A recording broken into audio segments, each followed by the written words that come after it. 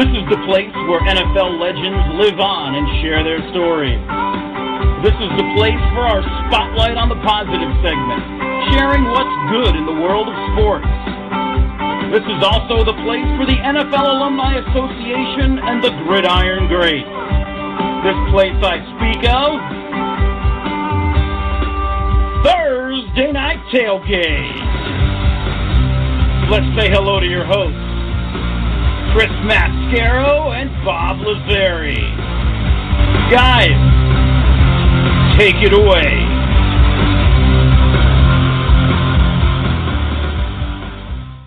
Hey, thank you, Joe. Good evening, everybody, and thank you for coming back and joining us tonight on Thursday Night Tailgate, your home for interviews and insights from some of the greatest players in the history of the NFL.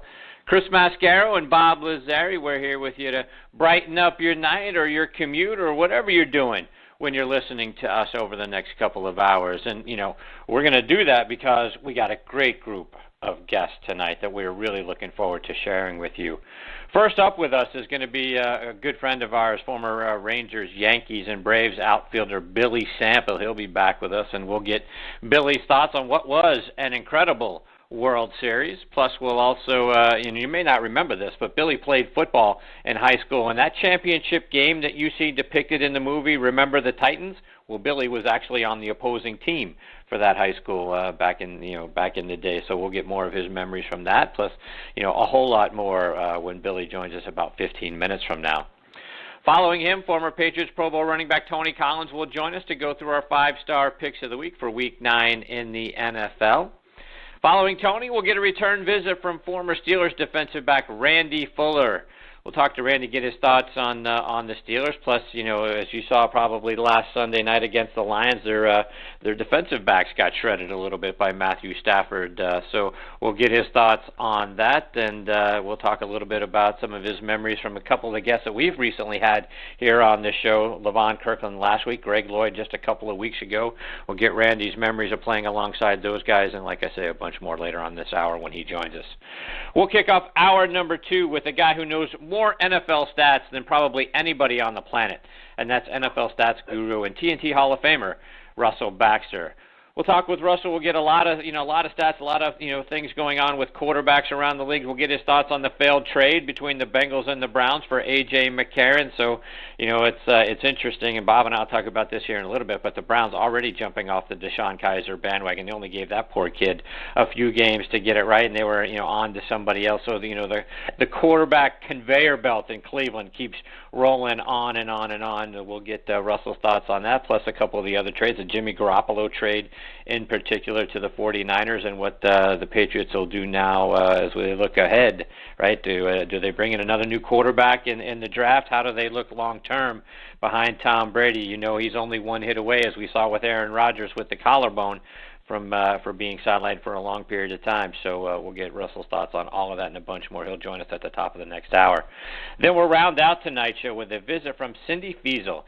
Cyndy was married to former Colts and Seahawks center Grant Feasel for many years. Grant passed away officially from cirrhosis of the liver, but examinations of his brain revealed he had stage 3 CTE. Cyndy's written a book titled After the Cheering Stops, which is available on Amazon.com. So we'll get her thoughts, on everything she had to go through during the course of time that Grant was dealing with alcoholism and CTE. We'll also talk about what life was like for her, during the course of the whole relationship, and dealing with all the things that Grant dealt with.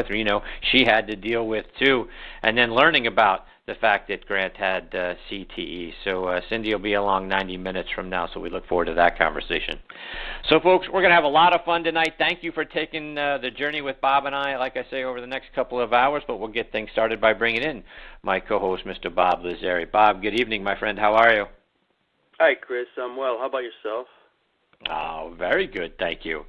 And, Bob, we'll talk about this here just shortly with Billy, but what a World Series, my friend. A little anticlimactic last night in Game 7, but the other games were tremendous. And like we've said before, right, it sort of felt like the larger forces were at play for the city of Houston and the Astros, like we saw with the Saints in the aftermath of Katrina, the Red Sox in the aftermath of the Boston Marathon bombings. Both of those teams, now the Astros for the city of Houston, all bring home championships. So your thoughts on the World Series and what this does, not only for the city of Houston, but the Astros are a young team, Bob. They could be good for a long time.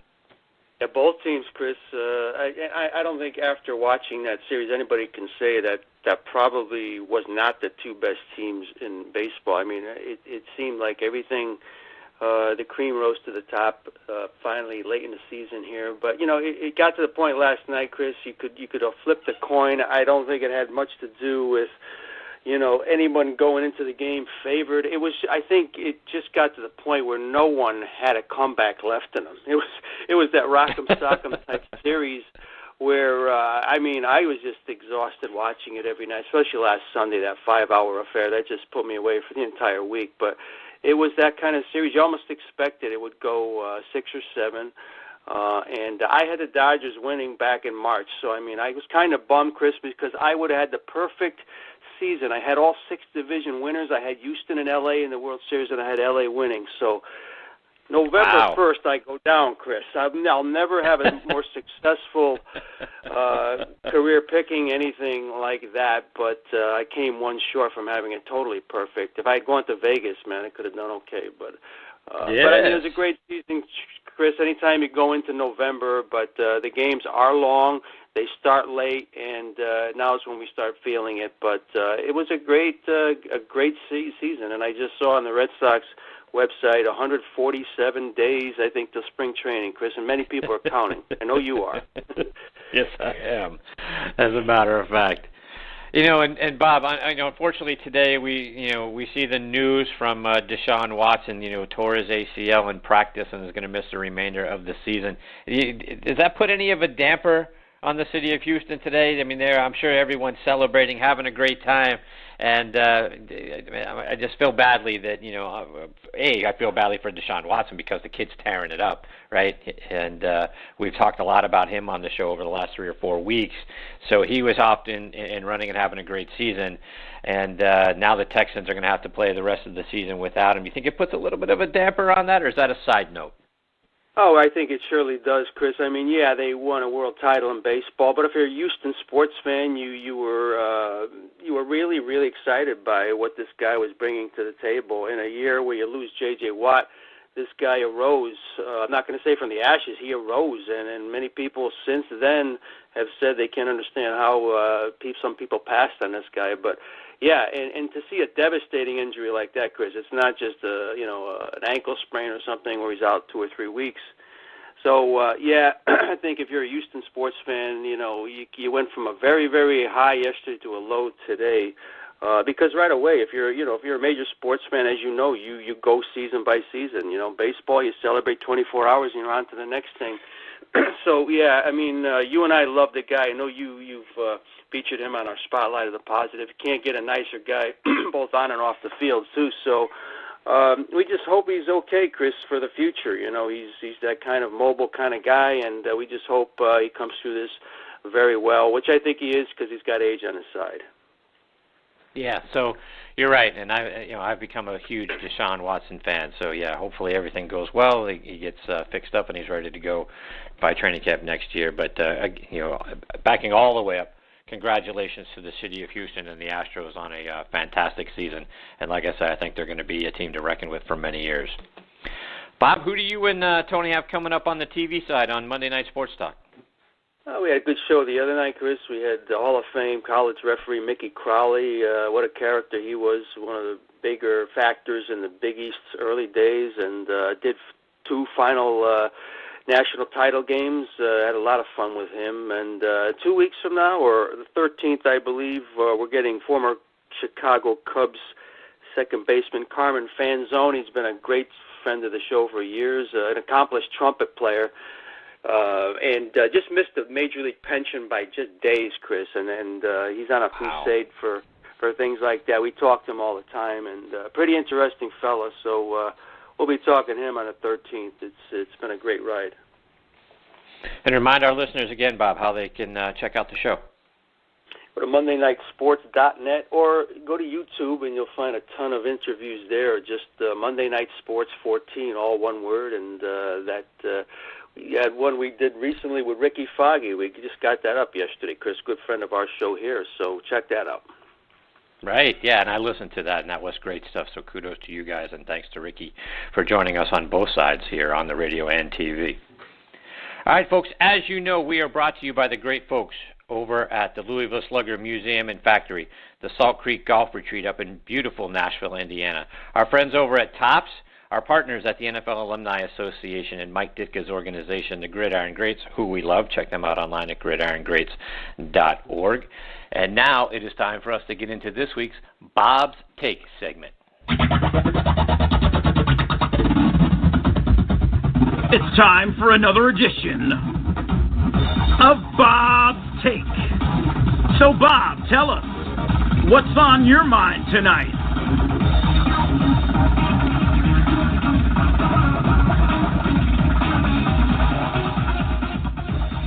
And, Bob, this week I want to start by getting your thoughts on the Jimmy Garoppolo trade. We'll talk a little bit more about this later on with Russell Baxter, but it's amazing to me to think that back on September the 1st, the Patriots had 3 quarterbacks on their roster, right? Brady, Garoppolo, Jacoby Brissett.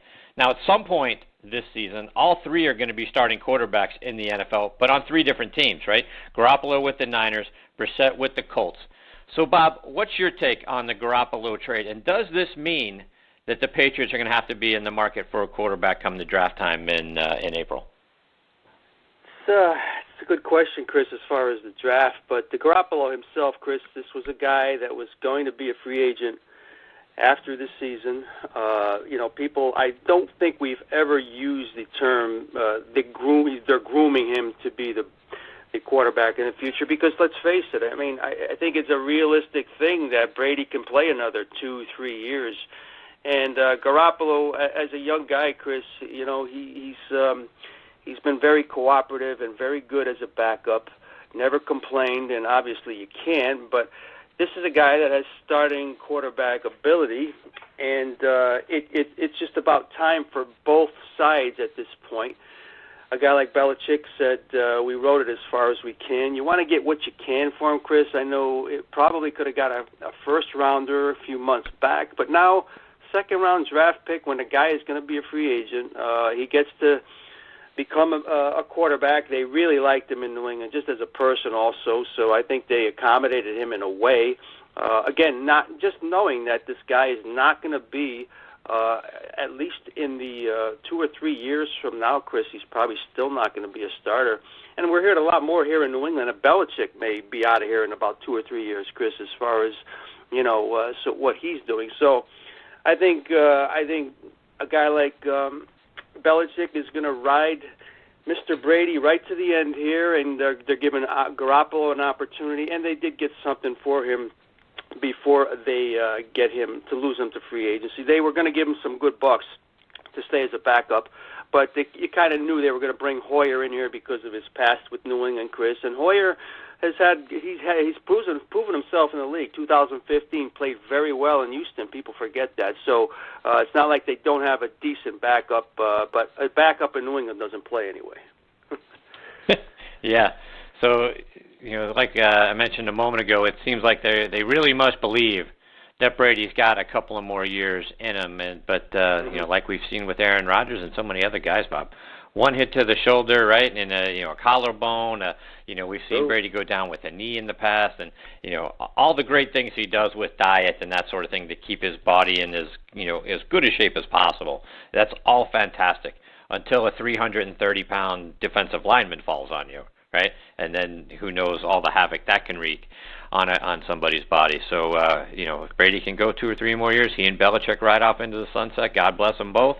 Right, but you've got to have someone behind him. Brian Hoyer is now the guy, but I think it'll be interesting to see what the Patriots decide to do. Right, they get that top draft pick in the second round from the 49ers, and nobody's better, using draft picks than Belichick is. So it'll be interesting to see what they do with that position and if they end up bringing in another quarterback.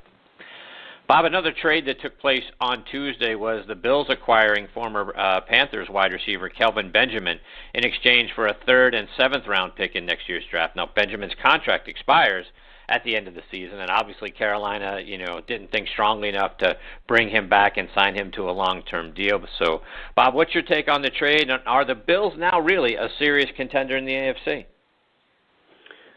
Well, Benjamin is a guy with a lot of talent, Chris. 26 years old. This is a guy that had 2,000 yards receiving in 2014 and 2016. There's no question that he is a good player. He's more of a possession-type receiver because he's very big. I think he's in the area of 6'5". He's over 240 pounds. This is a big man, Chris. And that's the reason why he was traded. The other team, Buffalo, probably wanted a guy like him. It is more of a possession guy, and the other team, they just didn't have. They wanted more of a speed type offense. So Benjamin, that's the reason for trading him to Buffalo. Good guy, a good player, Chris, and Buffalo again. It seems like they're making these small moves to do whatever to become in the upper echelon in the AFC. I mean, right now, the team is 5-7. They're playing good defense, Chris. That's the thing. People are thinking about their offense. They're playing very good defense. They've given up some of the least amount of points in the entire league, and that kind of has taken everyone by surprise. But yeah, they're very good at home. Bad weather coming in Buffalo, and they're 3-1 against the AFC, and Benjamin can only help them. And there you go. That is Bob's take for this week. And folks, as you know, we are sponsored by the Louisville Slugger Museum and Factory. Baseball season may be over, folks, but if you love the game, you've got to go check out the Louisville Slugger Museum and Factory. They were inducted into the TripAdvisor Certificate of Excellence Hall of Fame. The museum, as you hear me say every single week here on TNT, a very cool experience for everybody in your family because you get to go in there and walk their live production line and see some of the 1.8 million bats that they make every year, and they've been doing it now for 132 years. You got to go check out the bat vault while you're there now because you get to go in there and hold game-used bats from so many of the game's greatest legends. Guys like Hank Aaron and Willie Mays, Ted Williams, my hero Willie Stargell. Go there, find out all the information that you need. You're going to have a fantastic time. You go online to sluggermuseum.com to buy your tickets and to book your stay there. We are also proud to be sponsored by our good friend and TNT Hall of Famer Randy Manier and the great folks at the Salt Creek Golf Retreat up in Nashville, Indiana, which, oh, by the way, was voted one of the top 20 small towns in the country by Smithsonian Magazine. Let's hear a word from our good friend Joe LaGenusa about all the great things that they have going on up there. If you're looking for a great place for your annual golf outing, a weekend golf getaway, or just a round of golf with your buddies, then Salt Creek Golf Retreat is just what you're looking for. Centrally located in Nashville, Indiana, just south of Indianapolis and west of Cincinnati. This challenging but fair 18-hole golf course appeals to all skill levels, and its scenic views of rolling hills and tree-lined fairways are sure to make golfing memories for years to come. Owned and operated by former Purdue and New York Giants fullback Randy Manier, Salt Creek Golf Retreat offers stay-and-play packages that include golf and a fully furnished 1- or 2-bedroom condo. After your round, be sure to stop by the 19th Hole Sports Bar and Restaurant for great food, fun, and drinks. Randy and his staff will treat you like family. For more information, log on to saltcreekgolf.com. That's saltcreekgolf.com. Or give them a call at 812-558-5944. Salt Creek Golf Retreat. Start making your golfing memories today.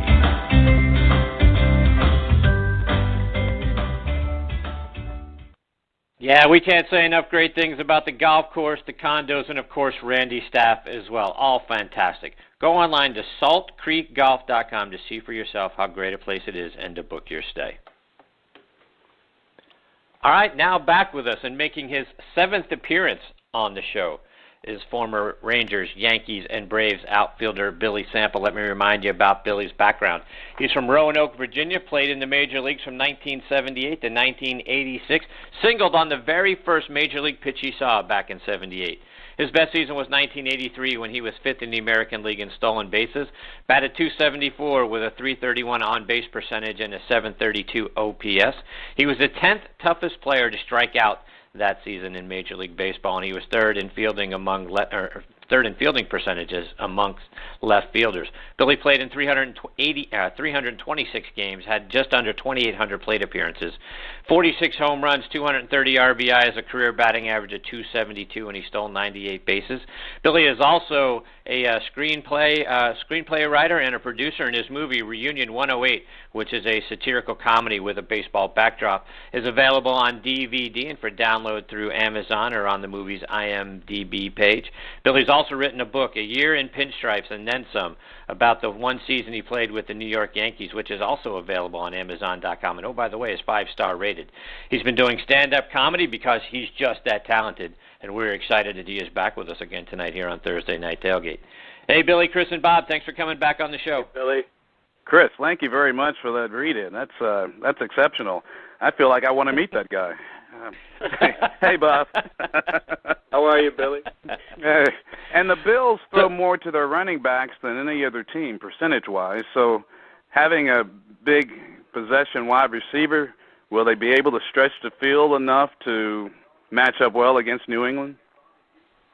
I'm just throwing it out there. Yeah.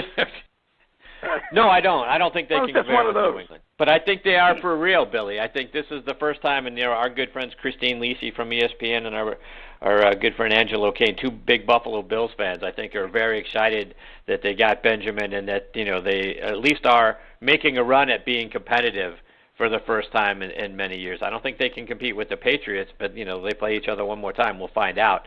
But I do think that this Bills team is going in the right direction. They're going to be tough to beat. Their defense is pretty good. We'll see what they can do against the Jets tonight. Yeah, wild card contending, I would imagine. There you go. But So, Billy, catch us up, man. What's been going on with you? I've got nothing. But thank you for having me on anyway. I'm doing pretty much the same, Chris. And selling books and writing. I'm going to have my second edition coming out in February, so I'm working on that. And I don't know, just living, trying to stay in shape.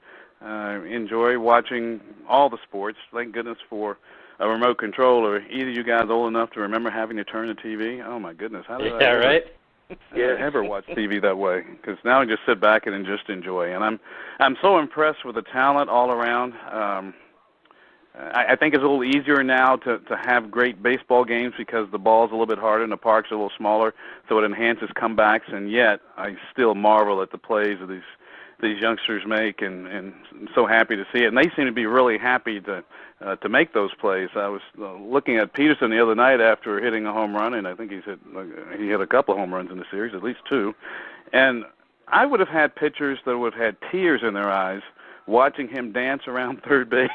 From third base to home and pointing at everybody. They would have had tears in their eyes waiting for his next at-bat. Very true. Oh, my goodness. Oh, they would have buried a 93, 94, 95, 96 right in his ribs. But it's a different game now, and it's a more offensive game, so the offense is protected more. And I understand that. There's a greater correlation between offense and revenue. So you do whatever you can to enhance the bottom line. Mm-hmm. So, give us your thoughts on the World Series. It was, for the last game, last night, the Game 7 wasn't as, it was kind of anticlimactic. It wasn't as, interesting as probably, some of the other games. But all in all, it seemed like a fantastic World Series between those two clubs. What were your thoughts? How do you feel about what we saw? Well, Chris, I thought if Game 7 had been better or more competitive, that it would have matched the 1975 World Series, which I think was the best in my generation, the Red Sox and the Reds. And the only difference between those two teams was a soft single to center by Joe Morgan in Game 7, and that was the difference. They were just so equally matched and went back and forth. For a league championship series, back in the day when it was 5 games, the 1980 Astros and Phillies, I was watching that game and I thought, I'm in the same profession as these guys. I need to go back and work because they made plays and there was so much drama and so much clutch hitting and did they ever get Terry Poole out? My goodness, he was so clutch. And I thought that was really a series that just made me sit back and become a fan and forget that I was really in the same profession. Bob, questions for Billy?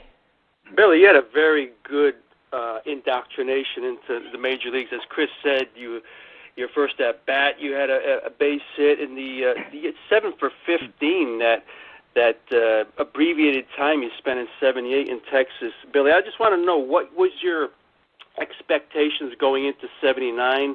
Pat Corrales becoming the manager. Did you think you had a good shot at playing every day? Bring me back to that second year of the majors. Thanks, Bob. I came up, it was one of those flights where we were leaving Tucson, where we played AAA, and flew from Tucson to Phoenix, Phoenix to Chicago, Chicago to Milwaukee, where we met the club there, and the club was 5.5 games out at the time. And I walk into the dugout, and there's a lineup card up, and it said sample 4, and I was leading off. And I thought, okay, I figured I was going to play some, but I didn't know I was going to play immediately. But that wasn't too bad. But the sample 4, the 4 part bothered me a little bit because I didn't even have a second baseman's glove. I burned that thing. I think I still have the Texas League record for most errors by second baseman. So they figured my bat would precede my glove to the majors. Plus, we had bump wheels in the majors anyways. I wasn't going to unseat bump. And nobody said anything about it. I remember Doc Ellis saying, "Good luck, young man." I'm like, oh, it's real. I thought for a minute it was just a fake lineup. So I do my workouts. Richie Zisk comes up to me before, maybe about 15 minutes before the game, as we're running and stretching, and says it's just like AAA, which I thought was really a nice avuncular thing to do because he was just trying to make sure my nerves were calm. And maybe about 5 minutes before game time, Billy Hunter, the manager, called me over and he said, well, they wanted to give Bump Wills, the switch-hitting second baseman, one less at bat from his right side because they thought he was struggling a little bit from the right side. So I was to go in, I was going to hit, and no matter what I did, Bump was going to play defense. So first pitch, Jerry Augustine, low outside sinker. I lined it to right center.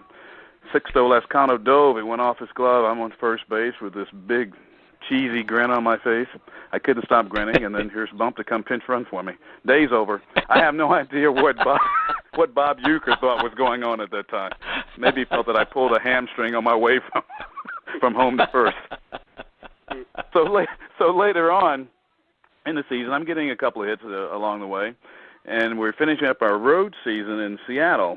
Next to the last game, after the game, we're getting on the bus, and Billy Hunter pats the seat beside him. He's in the manager's seat, which is usually diagonally across from the bus driver. So he tells me what he thinks the following year is going to look like. Sundberg's obviously going to be the catcher, and whoever else he had, Bump was going to play second base. And it was before the trade for Buddy Bell, so I'm not sure how he went through the whole lineup. But he said that John Grubb and I were going to platoon in left field. And I thought, well, this is nice. I have nothing really left to prove in AAA, so I was excited about it for a manager to have impressed a manager in such a short amount of time that he's already penciled you in the lineup, albeit in a platoon situation, but in the lineup for the following year. The next day they fired Billy Hunter. You got to be kidding me. So that's the kind of timing I've had in my life. But other than that, oh, jeez. And I had a pretty good rookie season. I made the Topps All-Rookie team, and as did my teammate Pat Putnam, who played first base for the most part the following year, the 1979 year. And it was kind of up and down. But I look back, and it seems like the older I get, the better I was, sort of. I guess a lot of us are in that situation. But every once in a while I think, geez, I didn't know I was sixth in the league in power speed numbers. Did they have that when I was playing? It would have been nice to have known some of that stuff. I was really starting to take... I'm sorry. Go ahead, Chris. I'm sorry. No, go ahead, Billy. Finish. No. In my 1981 season, I got off to a really good start. And I was leading the league. I was tied for the Major League League and leading the league in doubles. I had 9 at the time that I dove after a ball, rolled on my wrist, I caught the ball, and broke my ulnar styloid bone on my wrist the only time I'd been on the DL. And that was, again, my great timing. I was leading the league in doubles, finally doing something that you could feel good about. The team was playing well, and that was the labor and pass year, so we missed 50 games out of it anyway, or 50 days out of it. But I was really starting to finally get over the hump and something like that happen. The light stanchions in those minor league ballparks converted to major league parks like Arlington, and I think Memorial Stadium in Baltimore was another one of those where every line drive went through the lights. It just, so sometimes you didn't want to get too good of a jump because you'd run right into a bank of lights. And that was what happened on that play. I had to wait so long for the ball to come out of the lights that by the time I dove, my hand was too close to the ground and my weight fell on it. Am I bringing you guys down yet?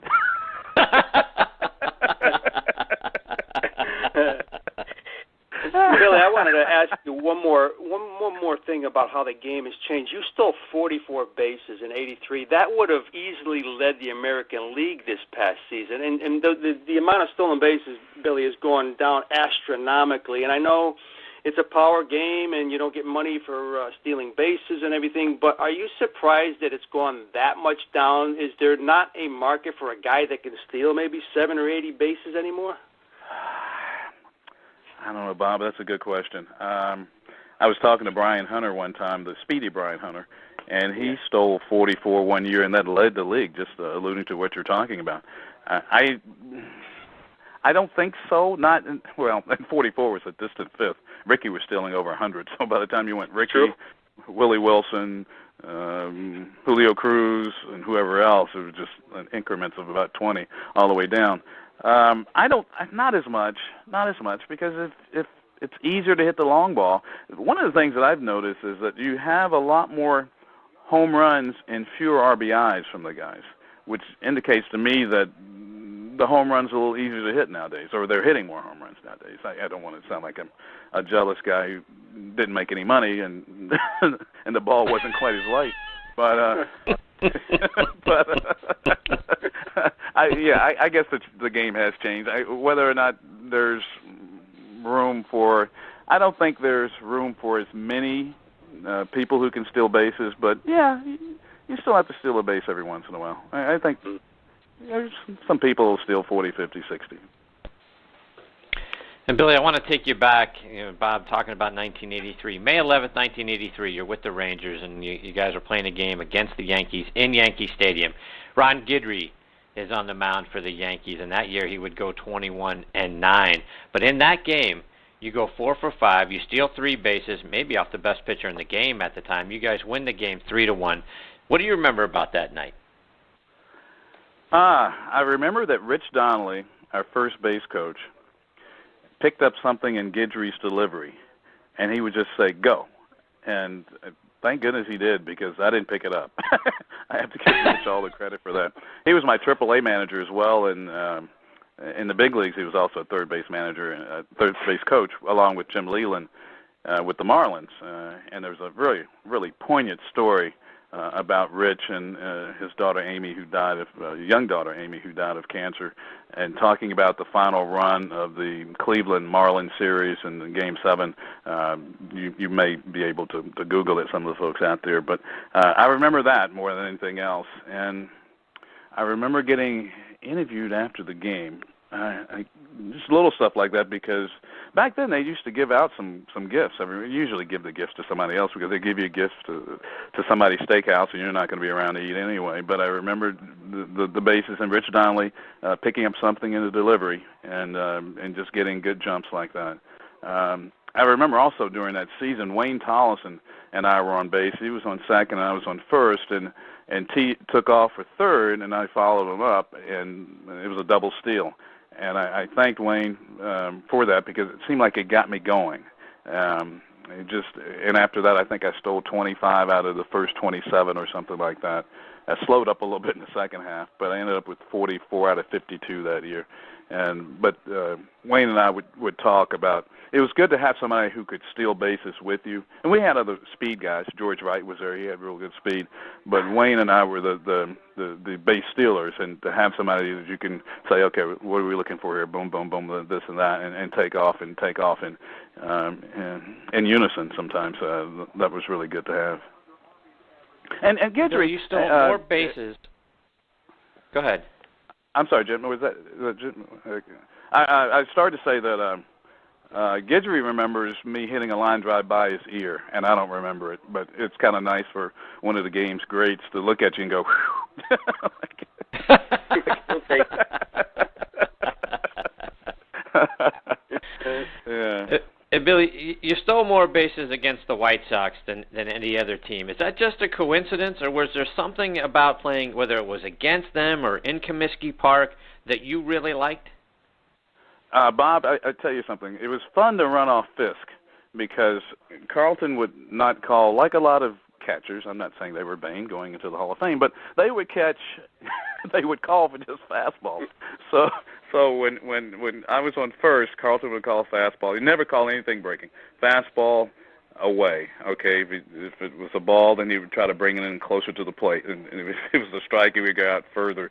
And I would just sort of wait for the count, and he didn't throw me out anyway. But I noticed that he was going to give himself every opportunity to throw me out. Mike Heath, oh my goodness, Mike Heath and I came up together, and Mike threw me out one time in instructional ball so badly I didn't have to slide, and he had a gun, and so I would, and every stolen base was bang bang when he was behind the plate.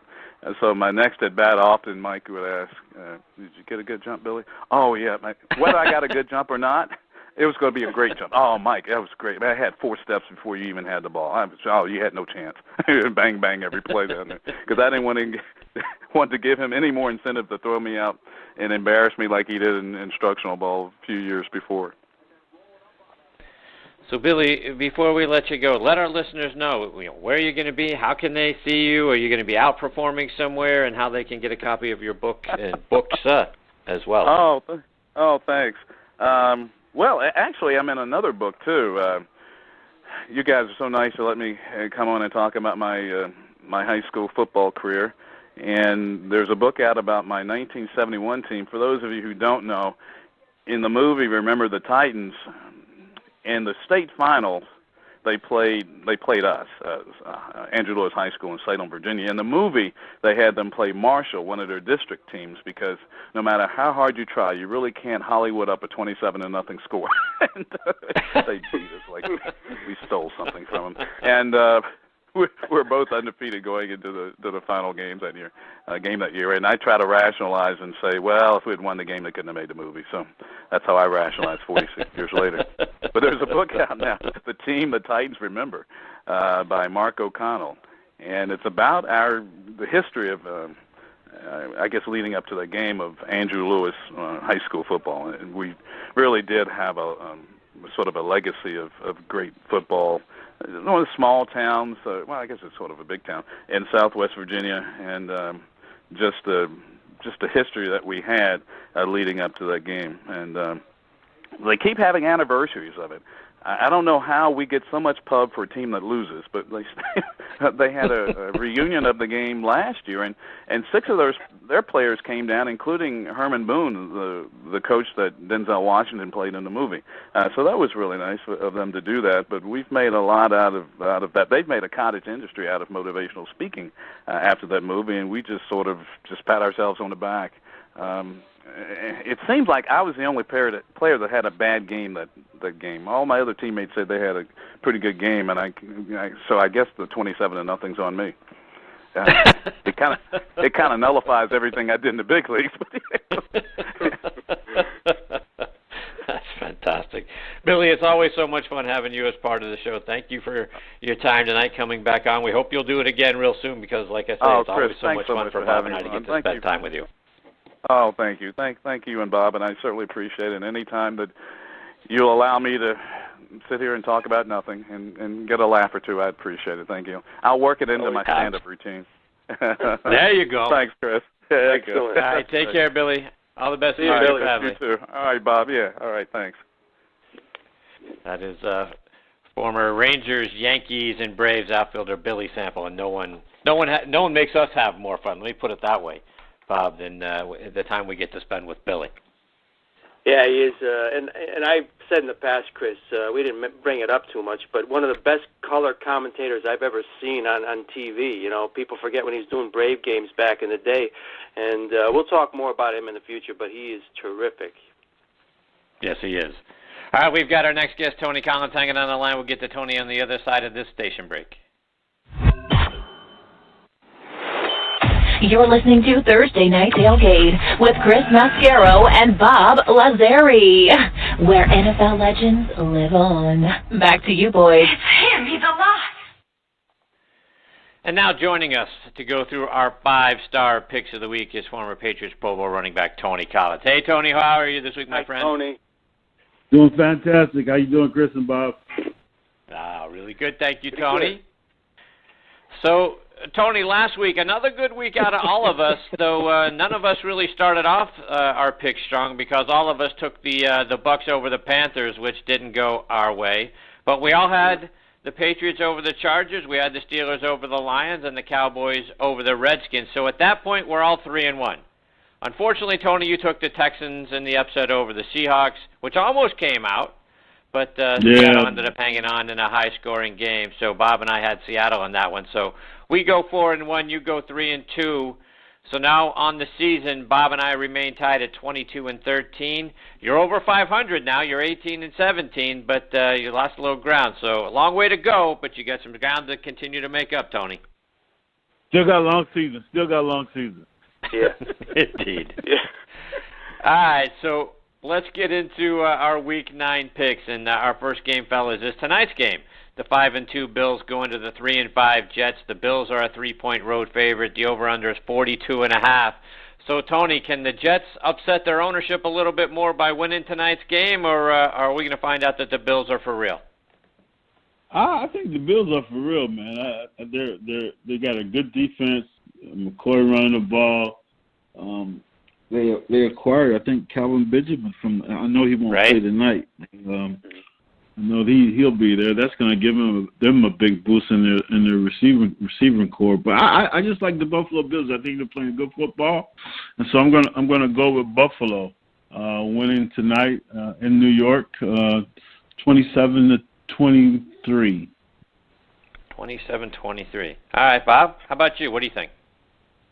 I agree with Tony, Chris. I think Buffalo wins this game. I think they're teams that are going in different directions now. The Jets have lost 3 in a row. Buffalo going for their 3rd in a row. And I just think, offensively, they're both not juggernauts, but Buffalo's, I think their defense is a lot better. And I just think tonight's their night. They're probably going to win this game. I want to say, how about 27-20 Buffalo? All right, very close. All right. So, and I like the Bills in this game too. They're the thing that you look at the Bills. They're the 29th ranked passing offense. They're tied for 15th in average scoring, average points scored per week at 22. So it's going to be interesting to see what Kelvin Benjamin can bring to this offense and see if he can elevate, the way that they play and maybe stretch the field a little bit better. Until this week, their leading receiver for the season has been tight end Charles Clay. And that guy hasn't played for a month, just to let you know how poor their passing game has been. So we'll see what Benjamin can do and if that can, turn that thing around. Bills defense stout against the run. They're only allowing about 80 yards per game. On the flip side, you can pass against them because they're 29th against the pass.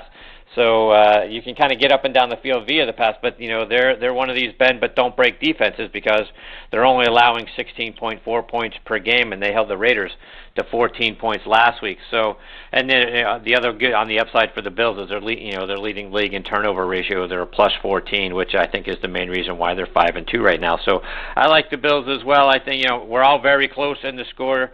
Tony 27-23. Bob, you picked 27-20. Guess what? So did I. I take the Bills 27-20.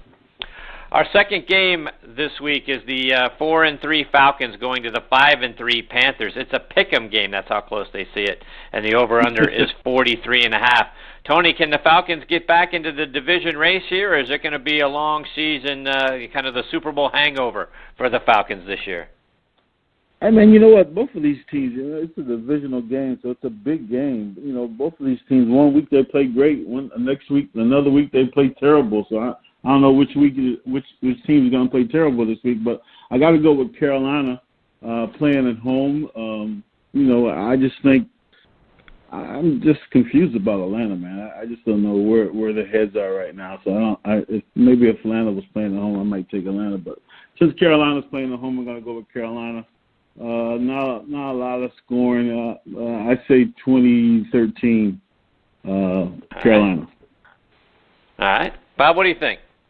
I don't bet against Atlanta too much, but I agree with Tony. I mean, I like Carolina at home. Neither team, if you follow them on a weekly basis, they do make you scratch their heads. Like, you think they're going to come out and start doing stuff and get on a roll, and then they kind of take a step backwards. But and Atlanta's a pretty good road team, but I just think Carolina kind of wants to distance themselves. That division is up for grabs, and amazingly Tampa Bay is falling out of it, and that was one of the favorites. So this is a crazy division.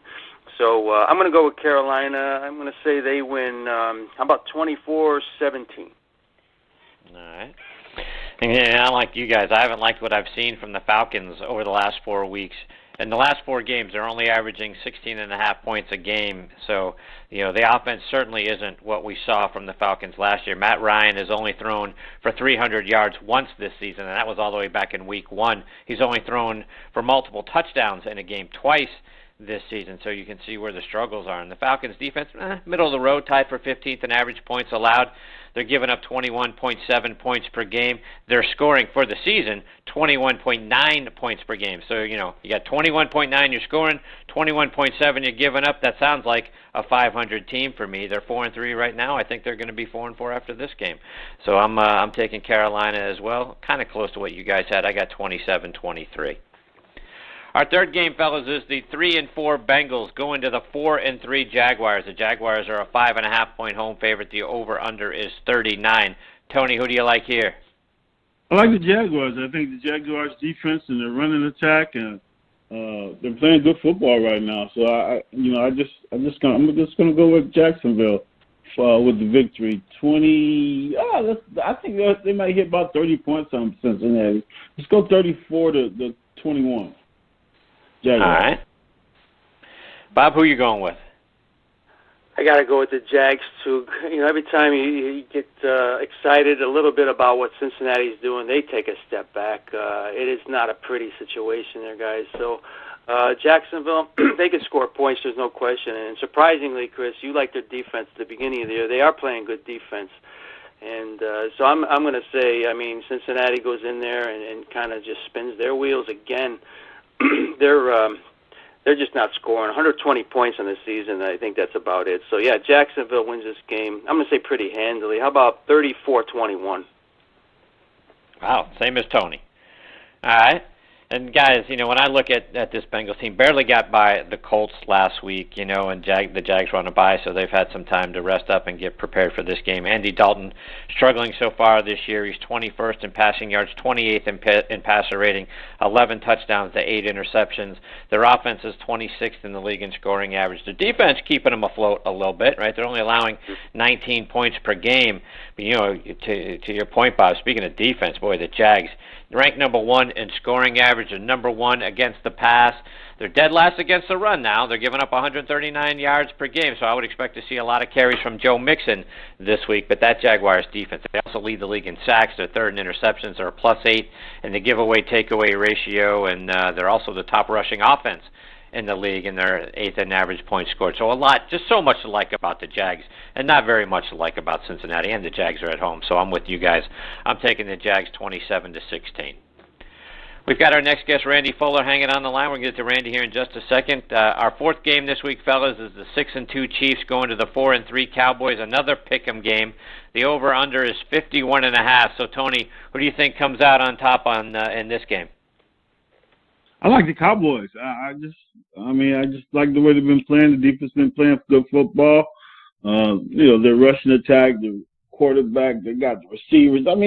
They got it all. They just need to put it all together. I think their record should be better than what they are. So I'm going to go with the Cowboys. If this was in Kansas City, maybe a little bit different. But since it's in Dallas, we're going to go with Cowboys. Close game, 28-25, Cowboys. All right. Bob, is Tony right?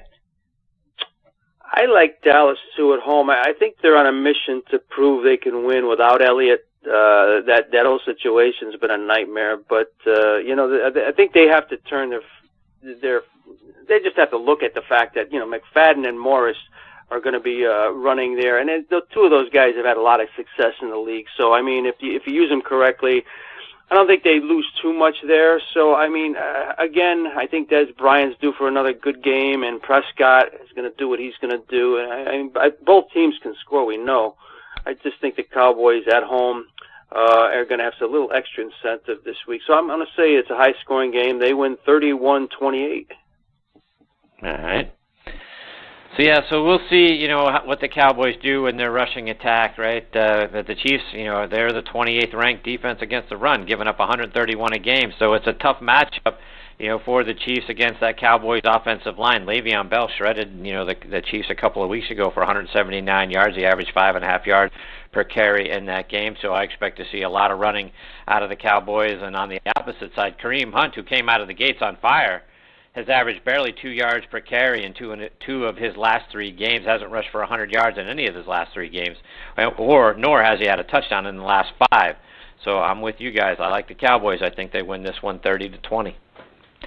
Our last game this week, fellas, is the Monday night game featuring the 3-4 Lions going to the 4-3 Packers. The Lions, you can tell there's no Aaron Rodgers. The Lions are a 3-point road favorite, the over-under 43.5. So, Tony, can the Packers and backup quarterback Brett Hundley, can they get a win and keep their hopes alive long enough for Aaron Rodgers to come back, or is this going to be Detroit's week?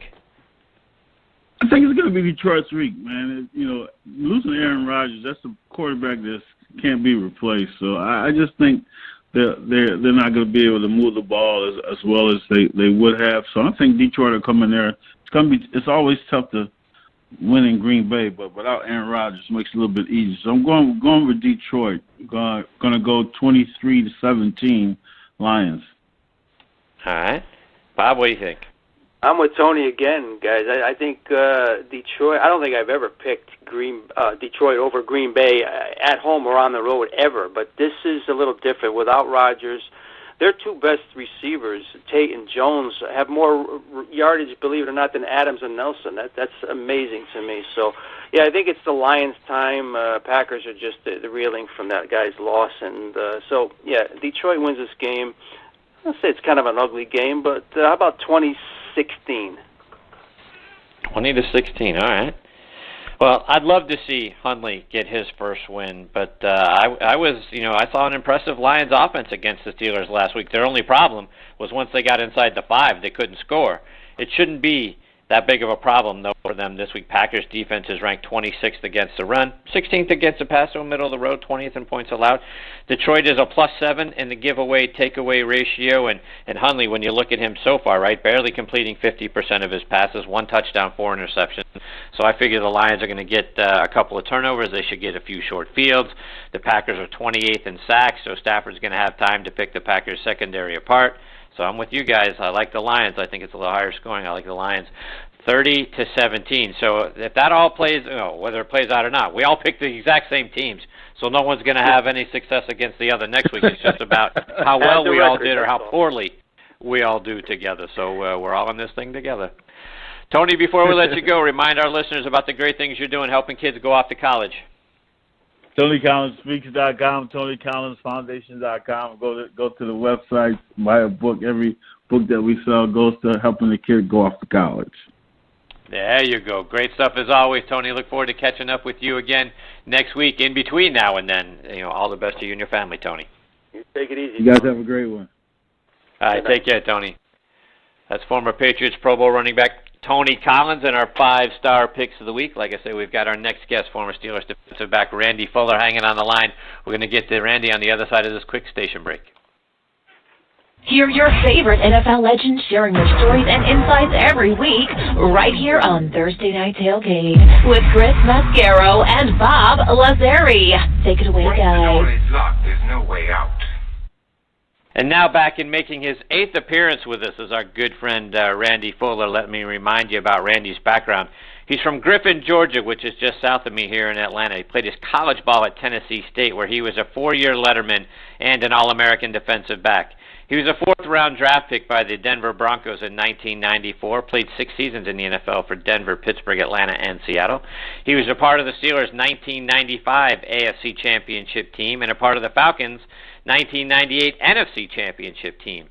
Steelers Nation is going to, forever love Randy for breaking up that Hail Mary pass from Jim Harbaugh in the end zone in the 1995 AFC Championship game that got them into the Super Bowl. He's a great friend of the show, and we're happy he's back with us again tonight here on Thursday Night Tailgate. Hey, Randy, Chris, and Bob, how have you been, my friend? Hey, Randy. Hey, guys. I've been wonderful. It's great to hear you guys' voice again. After last night's Astros victory, with me living here in Houston now, this town is really pumped, so I'm having a fantastic week. Yeah, to that point, Randy, how is the city today? What's going on? Oh, man, just on fire, man. Everybody's out grabbing merchandise, preparing for our big parade tomorrow, so the city is doing really good right now. And speaking about the city doing really well, right? You being there in Houston, and in the aftermath of Hurricane Harvey, are things starting to get back to normal for everybody there? There's still a lot of things to be done. A lot of people are still displaced, and you have to go look for it, but there's still a lot of help that's needed. You don't see it, just riding by, but if you get off certain roads and go to certain neighborhoods, they're still empty neighborhoods. So, a lot of people won't get back into their home for some time. So, just because you're not hearing it on the news doesn't mean there's still, not a need. Right. So, definitely continuing to keep the city in prayer is still needed. And Randy, is the excitement over the Astros, win last night, was it tempered at all today following the news that Deshaun Watson tore his ACL and he's going to be out for the rest of the season? Yeah, pretty much everybody went, to a great high to a great low for the true Houston fan. But, you have to keep it in perspective and know that that's part of the game and next man up, and hopefully that person can continue to carry the torch to keep this team going in the right direction. So, but it is definitely tough for the city to lose Deshaun. Bob, questions for Randy? Always love talking to you, Randy, and I want to get your idea as a fan watching football now. Every day, every game I watch, Randy, whenever you see the ball go downfield a little bit, you're almost expecting a flag to be thrown, and it gets tough watching as a fan. Yeah. Just wondering, as a former defensive back, do you have that same kind of feeling? Can you understand it? How are they calling just give me your take on watching the game and all these flags. It's almost like a 50-50 shot if a flag's going to be thrown on a pass more than 20 yards. Yeah, the flow of the game is definitely thrown off more than anything, is what you hate seeing. The league is built on, wanting to have a lot of success offensively, but the defensive backs have caught up talent-wise. The scheme that they're running has allowed them to be in better position, and therefore keeping a lot of games close for the most part. And, it's tough as a fan when from a defensive back standpoint, it's definitely tough when, I'm sitting there saying, oh, I wouldn't be able to play this day and age, because I would have been penalized every single play because I was such an aggressive player. So this day and age would not have been good for me. So I played during my time, which they did allow me to be physical. So you really just have to go with the flow of where the league is, and it is what it is. So you just have to pull for your guy. And Randy, I don't want to put words in your mouth, but here's another thing that's very apparent to me, and you having played for a defensive coordinator like LeBeau and a defensive-minded coach like Cowher, this has to drive you crazy. And this is at the pro level. I see it all the time. Guys, they don't wrap up anymore, Randy. It's almost like a contact tackles, I call them. They just go in with their head and shoulders and try to just knock guys off their feet. This must be something. Are they teaching this at the college level, Randy? Because it's getting it gets kind of crazy when you put into slow motion on replays. Well, with me being a former collegiate coach for 5 years now, I definitely taught tackling. I definitely taught wrapping up. Keeping your head up, doing it the safe way, and so it pains me when I see missed tackles because I was considered one of the better tacklers on most of the teams that I played on. So from a coach standpoint and from a former player who enjoyed the physical aspect of the game, yeah, it pains me to see missed tackles or guys not wanting to tackle. But, I mean, again, every individual is different, so you don't want to see that a whole team of guys not wanting to tackle. So the one thing about the league is they rally to the ball. So in college, if a guy misses a tackle, that guy can go 60, 80, and it's a touchdown. In the pros, if a guy misses a tackle, before he can take another step, there's 3, 4 guys right there for the tackle. So that's the difference. So you can have 1 or 2 guys that don't like to tackle, but for the most part, there's never a whole team that doesn't want to tackle. Mm-hmm. And Randy, speaking of not wanting to tackle, we see it on the Steelers as well. It just seems, you talk about frustrating as a fan watching, guys like Mike Mitchell who just want to lay a shoulder into you instead of wrapping up, that sort of thing. When you look at the Steelers or whoever it is, right, and you're watching the way these guys, the technique. I mean, my father says all the time, tackling is a lost art, right? Are you surprised by it? Or is it just the thought that those guys just want to make a splash play, and it's not it's not going to make anybody's highlight on SportsCenter if you just wrap them up around the legs and tackle them. But boy, if I could lay the wood to them with a shoulder, that might get on a highlight. Or what is it? What's the mindset? Do you think from these guys to try instead of just good technique, I'm going to wrap these guys up, I'm going to tackle them, I'm going to just try to put a shoulder into them and try to knock them down?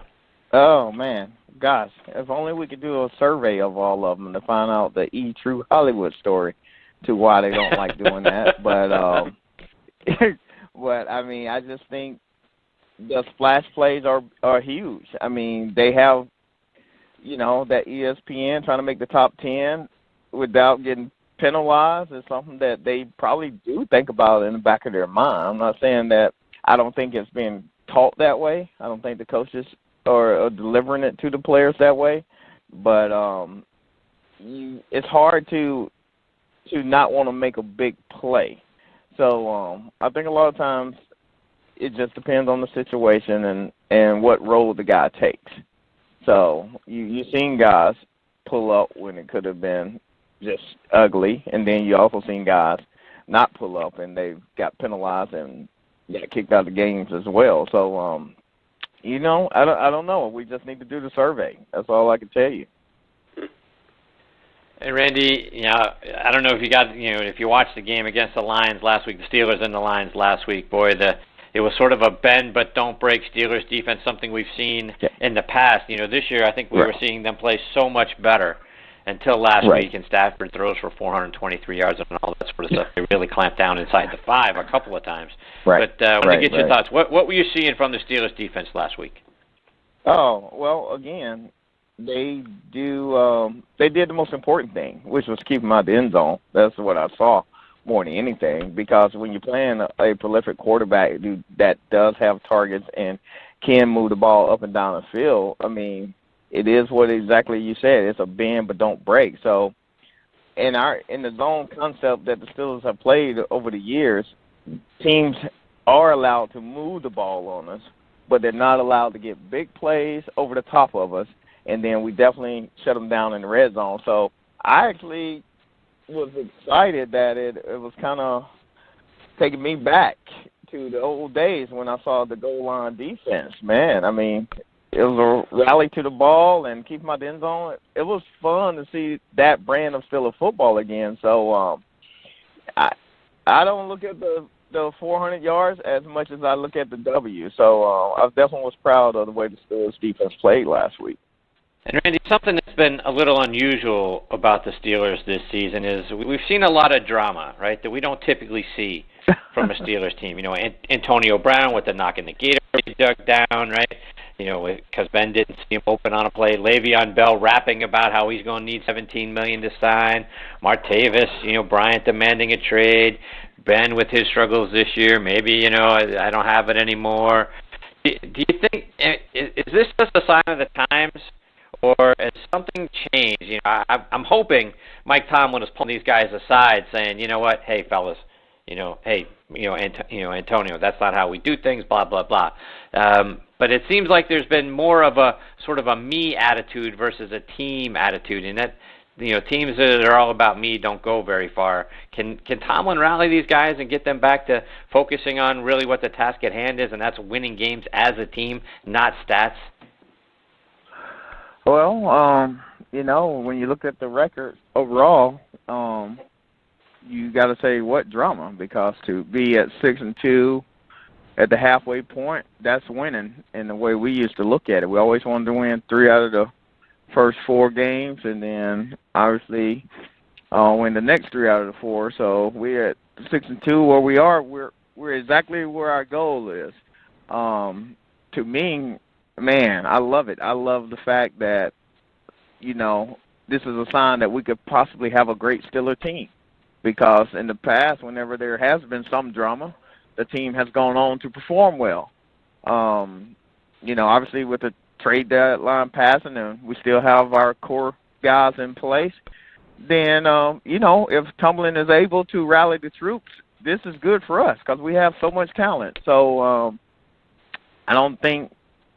everybody, I'm sure, has a legitimate argument about their wants and desires, because you got to understand, now, when I went to college, I was a wide receiver. And guess what? I wanted the ball every single play. And eventually I got moved to defense because I wasn't getting the ball. So I was a diva in a sense when it came to receiver. But you believe that you are that guy and that you can make that play. So you see most of your complaints really coming from the wide out position, no other position. So therefore it kind of comes with the territory. So it's not time to hit the panic button. I just think we continue to support this team, and as bad in some cases as they have played offensively, they are still scoring enough points to the point where the defense is doing their job, which is to ensure that the team doesn't lose the game. Randy, before we let you go, let our listeners know, how can they stay up to date with all the things that you're up to, whether it's online or it's on social media? Yeah, me, I still keep a low profile for the most part, but you can always find me on Facebook. I do have a Twitter, not that I use it often, and I do have an Instagram. So if you search, you probably can find me. So I'm doing a lot of charity work, especially with my job with Timberline Knolls. It's a residential treatment facility that helps women and adolescent girls recover from substance abuse, trauma, eating disorders, and co-occurring issues. So that's a lot of fun. So this winter, I'm going to be doing some coat drives along with a lot of the clinicians in the Dallas-Fort Worth area and the Austin area and Houston as well. So please look for me, and anytime you can help, then please don't hesitate. Well, Randy, thank you for your time this evening. Always a great time for Bob and I to get to spend some time with you. We hope you'll come back and do it again soon, because you're one of our all-time favorites, my friend. Well, I greatly appreciate you guys. I love being on the show, so thanks for having me, and definitely keep up the great work that you guys are doing. Really appreciate it. You too, thank you, Randy. All the best to you and your family. Care. We look forward to catching up soon, buddy. Okay, same here. Good Take night. care. See you, Randy. That is former Steelers and Falcons defensive back Randy Fuller. Always a lot of fun with Randy, and he was a part of some of the great Steeler defenses, Bob, in the 90s. Unfortunately, those guys didn't get over the hump and win a Super Bowl, but as a group, they were tough. We've had Kirkland and Greg Lloyd here on the show in the last couple of weeks, and Randy was right there with them. Yeah, he's been a great friend of the show, Chris, and he's been very, very generous with his time, and he gave us a spotlight on the positive there, what he's doing these days. Yeah. We got an early bird special for our spotlight tonight, but he's been like that for a long time, so check him out, help him out. Great guy. Yes. All right, coming up here in hour number 2, we're going to be joined by Russell Baxter and Cyndy Feasel. And before Russell joins us, I want to give a shout-out to our friends over at the Gridiron Greats organization. Folks, please help support a wonderful cause that's taking care of the guys who left so much of themselves out on the field. Remember, these are the guys who played back when they still had to get off-season jobs to support themselves and their families. It's organizations like this one that was started by Mike Ditka, the Gridiron Greats, who are there trying to help the guys that we all grew up, watching and reading about. Please go online to gridirongreats.org to see what you can do to get involved.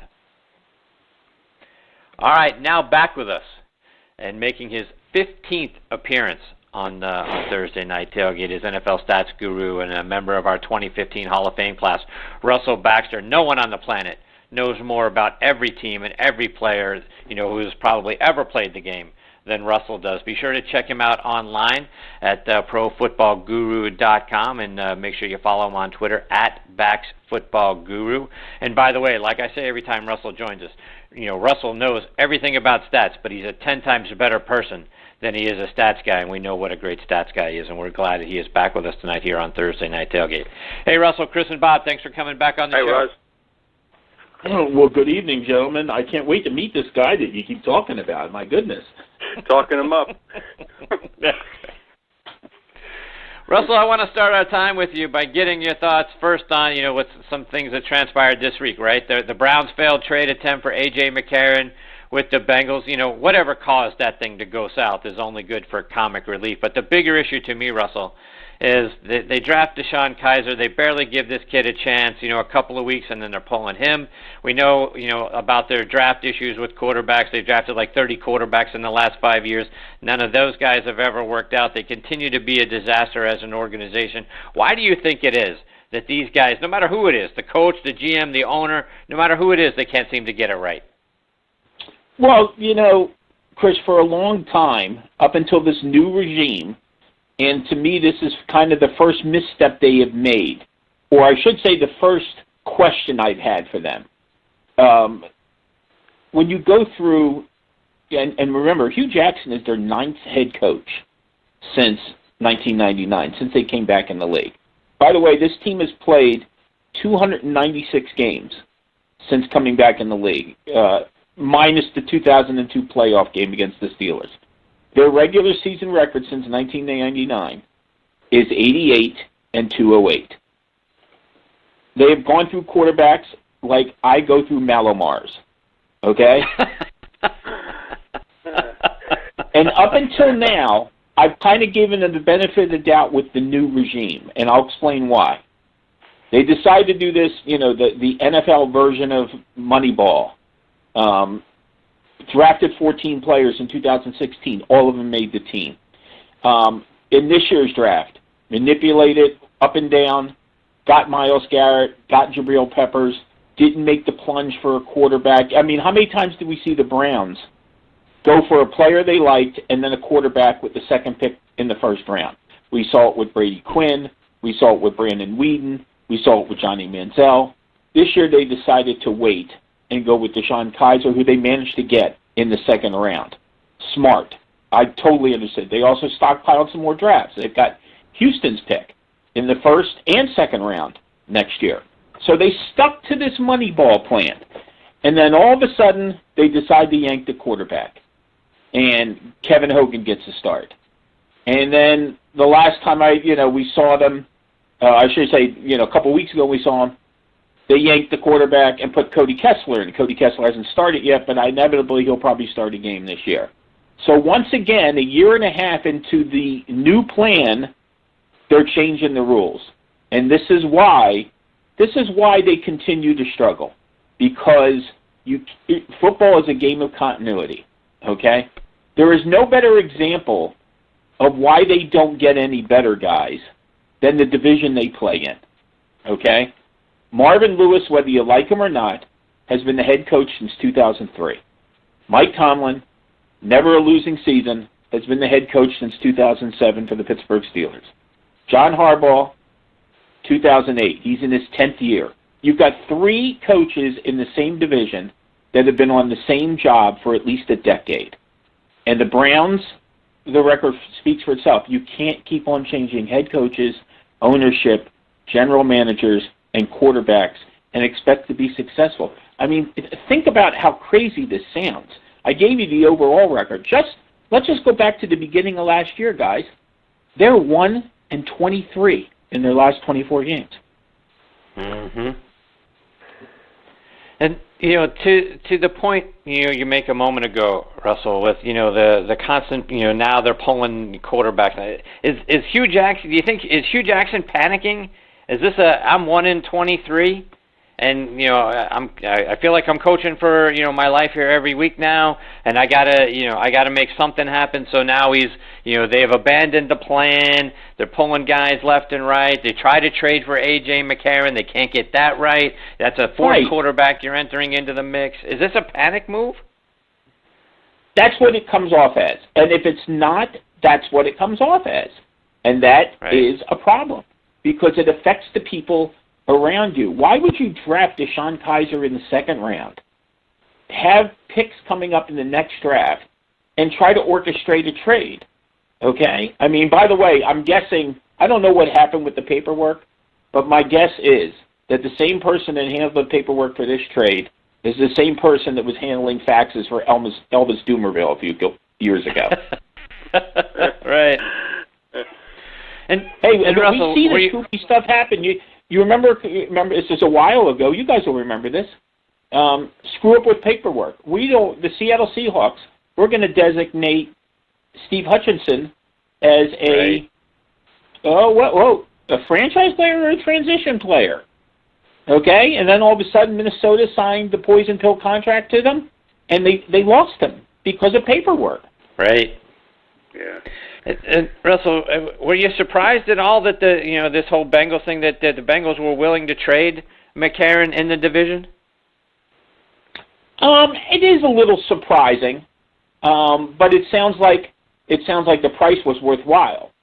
So I mean, sometimes we think about that a lot as far as you would never see two rivals trade each other, and yet we've seen the Cowboys and the Redskins actually trade draft picks and so on. So, I mean, ultimately, it does become the business of football. So you kind of, I think, to me, it's still a little unusual because, trying to help out a team that, obviously is down and out sounds really weird. But, the one thing, I will say this about the Bengals, and I know they haven't won a playoff game, and this year, I mean, give credit where due, they've rebounded 3 out of 4 after their 0-3 start. The one thing that Cincinnati does very, very well is draft. Okay? They are usually an extremely talented roster. And, injuries have kind of, set them back a little last year. The free agency moves from a year ago and so on. So there's a lot of different things going on there, but it's a team that's drafted well. And here's the funny thing. Go back and look. How many times do you actually see the Cincinnati Bengals orchestrate a trade of any kind? They're not a team that trades. You go back and look at their drafts, it's usually 7 picks, 1 through 7. They're pretty conservative when it comes to making deals and moving up and moving down, and yet, they've done a great job acquiring talent. Cincinnati is not a team that goes out and finds other players. I mean, they lose players, and listen, maybe the biggest player they've lost in the last 2 years now. I mean, you think about Marvin Jones and Mohamed Sanu, and losing Andrew Whitworth has turned out to be a big blow. And by the way, a huge addition for the Los Angeles Rams. Bob, questions for Russell? Like Chris said, Russ, it's been such an incredible week of news in the NFL. Of course, here in New England, as you know, the Garoppolo thing's big. But I thought one of the most things that really piqued my interest was the Ajayi to Philadelphia from Miami. Miami's a team, Russ, that just can't score. I think they're averaging 13 points a game. How they have 4 wins is beyond me. And Gase complaining that his players don't know the playbook. It's pretty bad for a team that's actually above 500 down there. But I just wanted to get your thoughts about Ajayi going to Philadelphia, to maybe the best team in football now. How he'll fit in there? Can they use him in a good way up that way? Shed some light on this whole situation here. It's funny. LeGarrette Blount gets a lot of carries, but he wasn't necessarily a workhorse back for New England the last couple of years. Okay, I know that sounds weird, but because of the way they run their offense and the game plan is so dramatically different from week in and week out, it wasn't like, all right, we're going to run LeGarrette Blount 20 times or 25 times week in, week out. It just didn't happen that way. And last year he had a lot of carries and a lot of yards, and and 18 rushing touchdowns. With Jay Ajayi, you get more of a workhorse back. And let's not forget, a few weeks ago, the Philadelphia Eagles lost their best running back. At least in my opinion, many people's opinion. Losing Darren Sproles was a big blow for them.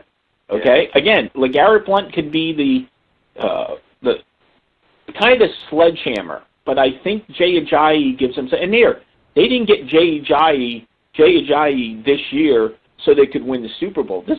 He's only in his third year in the league.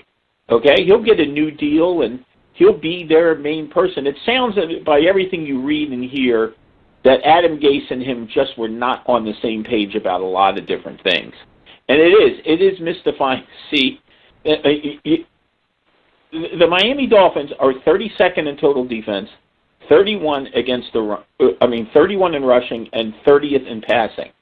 They've been shut out twice, and they're 4-3. If that doesn't epitomize this season to date, I don't know what else does.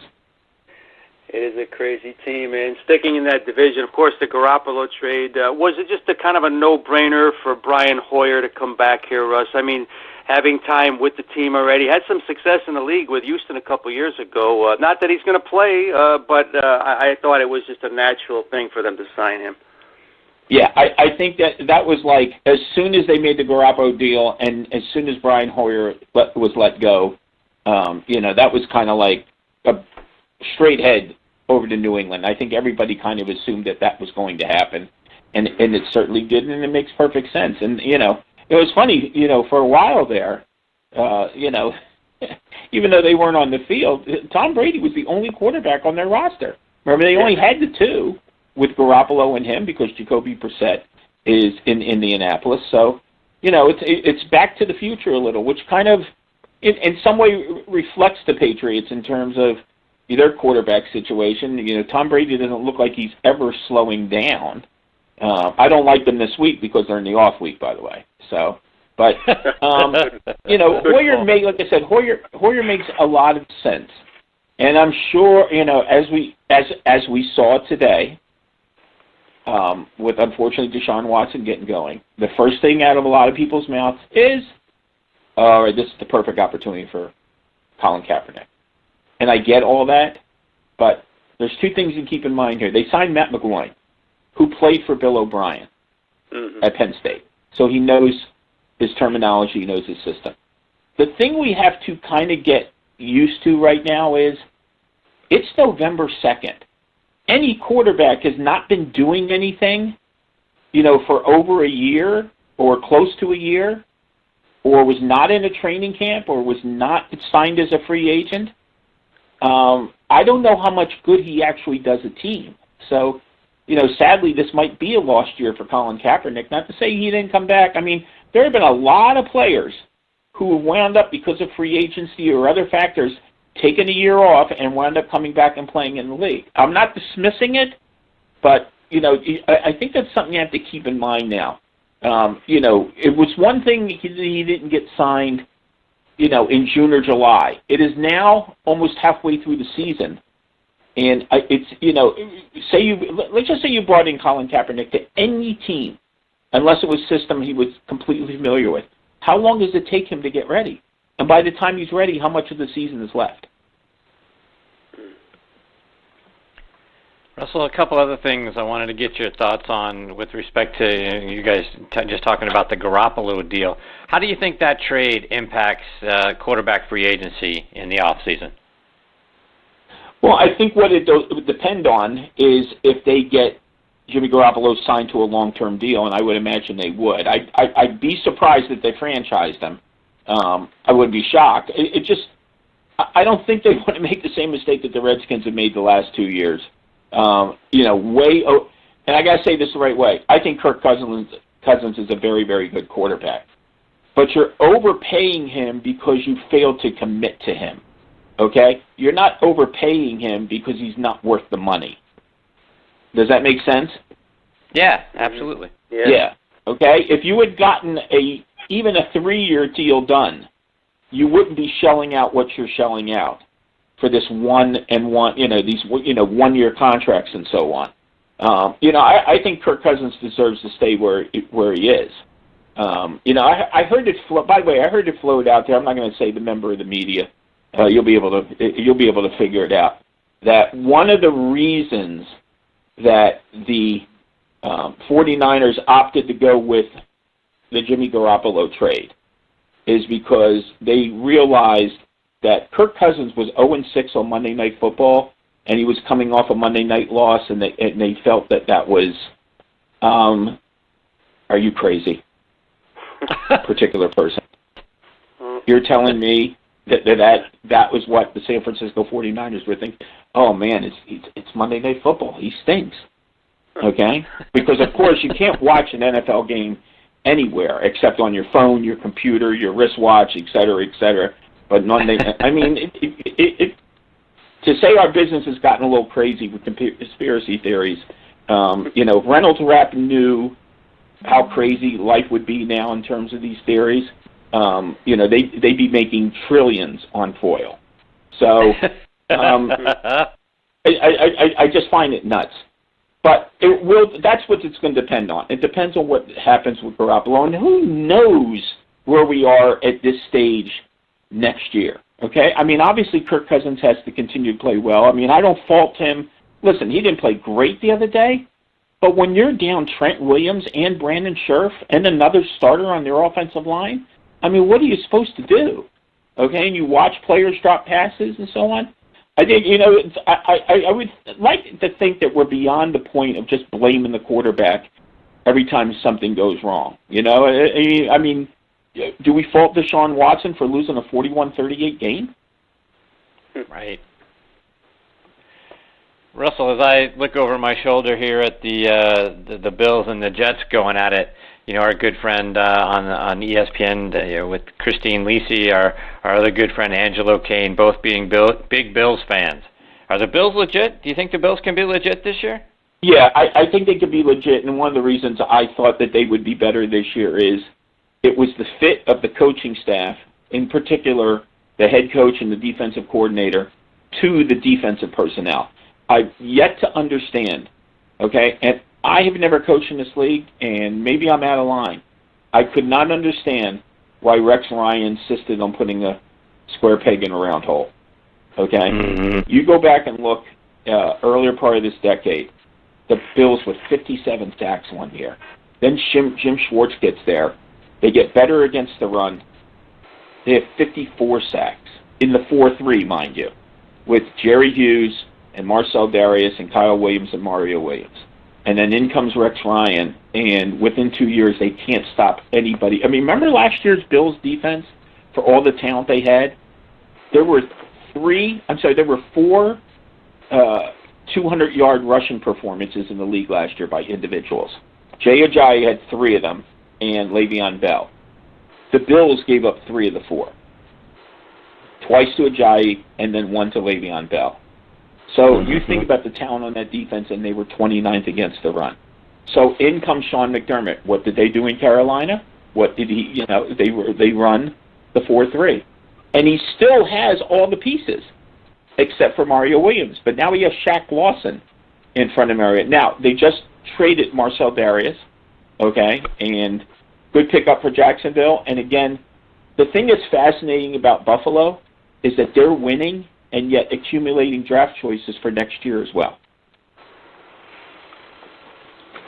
Russell, before we let you go, remind our listeners about all the places that they can, find the great articles that you're writing and follow you on social media as well. Now, I'm going to preface this. I would be glad to do that, but can I also promote where I put the lousy articles too? You don't write lousy articles. Well, every once every 15 years. I mean, so. Right. Okay. Listen, I'll save you all a step. If you're on Twitter, and you should be following Thursday Night Tailgate anyway on Twitter, just follow me, Pax Football Guru. And I can tell you, in the words of Liam Neeson, okay, I have a special set of skills. So if you're not following me, I'll find you. Okay? More importantly, if you follow me on Twitter, you don't have to bounce around to all the websites that I write for because I just automatically send you the article. So, NFL Spin Zone, Fansided, Elite Sports New York, which is one of the newer places I'm writing for, WBLZ, one of the newer places I'm writing for, and so on. So just follow me, Bax Football Guru. I love doing my shout-outs and everything. We have a lot of fun on Twitter. As long as you're rational, we have a lot of fun on Twitter. But, if you're looking for information, okay, and you guys, we've had this discussion, for the most part, we don't do as good a job in our medium as we used to when it comes to teaching people what we know and informing people. Okay, and now it's sometimes it's a little about yelling and screaming and making headlines and that type of stuff. But I always believe it's our responsibility to pass on a little knowledge and let the reader make up their own mind instead of being told what to think. Okay, we didn't like that when Mom and Dad did it. Why would we like it now? So right. Bax Football Guru, give us a follow. We'll have some fun, and I will find you. Russell, thank you so much for all of your support over the years. You're a wonderful member of our Hall of Fame. It's always a blast for Bob and I to get to spend some time with you. Thank you so much for your time tonight. And like I say, been on the show now 15 times. We can't thank you enough for your friendship and your loyalty and being a great member of our Hall of Fame. Well, I appreciate that. Is that like Robin? Is that like Joan Rivers on Carson? Eventually, it probably will be, because when Bob and I retire, you can take over the show. Yeah, I like it. I like it. Listen, it would be fun, it would be informative, and it would be positive. Yeah, absolutely, and that's the biggest part. Always on the positive, right, my friend? That's what we say so many times, and we've all talked about that. Take care, Russ. All the best to you and your family. We'll catch up soon. Take care. All right, guys. Good night. Good night. That's the great Russell Baxter. And again, follow him on Twitter at Bax, B-A-X, Football Guru. And he's got his own site, profootballguru.com as well. Fantastic stuff always, Bob, when we get to spend some time with Russell. Yeah, very active man on Twitter. If you go there and follow him, and he has all the answers, so I highly recommend it. Absolutely. All right, we'll get to our next guest, Cyndy Feasel, on the other side of this quick station break. Hear your favorite NFL legends sharing their stories and insights every week, right here on Thursday Night Tailgate with Chris Mascaro and Bob Lazari. Take it away, Once guys. the door is locked, there's no way out. And now joining us here on Thursday Night Tailgate is Cyndy Feasel. Cyndy was married to former Colts and Seahawks center Grant Feasel for many years. Grant played in the league from 1983 to 1992, unfortunately passed away back in July of 2012. The official cause of death was cirrhosis of the liver, but an autopsy found he also had stage 3 CTE. Cyndy has written a book titled After the Cheering Stops, an NFL wife's story of concussions, loss, and the faith that saw her through. And we are honored that she is with us here tonight on Thursday Night Tailgate. Hey, Cyndy, Chris, and Bob, thanks for coming on the show. Thanks for coming on, Cyndy. Hi, Bob and Chris. It's nice to be here. Thank you so much for having me. It's our pleasure. So, Cyndy, I want to start, I guess, by going back to the beginning, with you and Grant. Talk about how you guys first got together. Well, we met in college on a blind date, which was awesome. I had heard of him, but had never met him. So one of my roommates knew him and thought that it would be great for us to meet. And I knew he was a sports star, but I didn't realize that he was smart. He was an academic All-American all 4 years of college. He loved poetry. He loved music. I say he was a Renaissance man. I mean, he was every girl's dream. So I felt like I'd really hit the jackpot when I met him, and we had an instant connection. And Cyndy, you kind of looking back over his career, he's drafted in the 6th round in 1983 by the then Baltimore Colts. What was that his dream? What was it like for him to get the opportunity to go play in the NFL for the Colts? Well, I think it's every little boy's dream when you're playing sports to think that maybe you would possibly become a professional, but we know now that 1% becomes a professional player. So right. It was a dream I think it's every kid's dream. And we were married. He was planning on going to dental school and had been accepted to every dental school in the state of Texas. And so he had a lot of options. And it was a surprise when he got drafted. We were thrilled, of course, because we decided, why not? You know, it was the time of our life. We were in our 20s. Why not go ahead and go down that road and see where it led? So we looked at it as being an adventure, and it was for years, and we were really excited about the people that we met and the places that we traveled, and so it was an exciting time for us. And like I say, he played in the league for a long time, 83 to 92, and, you know, not that long ago, you know, guys, you know, on both sides of the ball, the offensive line, defensive line, right, they would use their heads. I remember Mike Webster used to headbutt the guy. That was like one of his first moves was to headbutt the guy right in front of them, right? So, you know, they use their heads as weapons, you know, leading with their heads when they're making tackles and blocks and that sort of thing. Guys getting concussions, sometimes multiple concussions in the same game, being sent to the sidelines for a play or two, getting the smelling salts, and boom, right back into the game they go. Did Grant ever talk about or show signs of symptoms, being concussed after a game? Yes, that's a great question. As a matter of fact, it happened even when we were in college. After we met, he would say, I got my bell rung during the game, and of course, I was just, cheering on the sidelines going, yay, go Grant. And as long as he didn't hobble off, I thought everything was all good. Same as in the pros. I mean, I thought that when he came home, if he didn't have a cast on an arm or leg, that he was all good. We never talked about concussions other than saying it was just a bell rung. I remember one specific incident when he had been to the Mile House Stadium in Denver. He came home and said, I just don't feel normal. I had a concussion in the game. And not even really knowing what a concussion was. I just remember, again, thinking, oh, well, that's okay. It's no big deal. You're walking. But he had some significant issues after that. He described it real vividly to me. He said that everything went black and he had to be helped to the sidelines. He talked about specifically just seeing a tunnel vision, and that he didn't remember any of the games. Now, the longer he lived and the more he talked about it and the more people were talking about concussions, he said he had hundreds of concussions. And there were many games that he remembered very little about. So this, Mike Webster was his hero. He thought that Mike Webster, of course, was the greatest center ever, and he patterned himself after that. Grant also did all the long snaps, deep snaps. He played 117 games over 10 years. He was a 5-year redshirted freshman in college, and he played from the age of 8 to 32.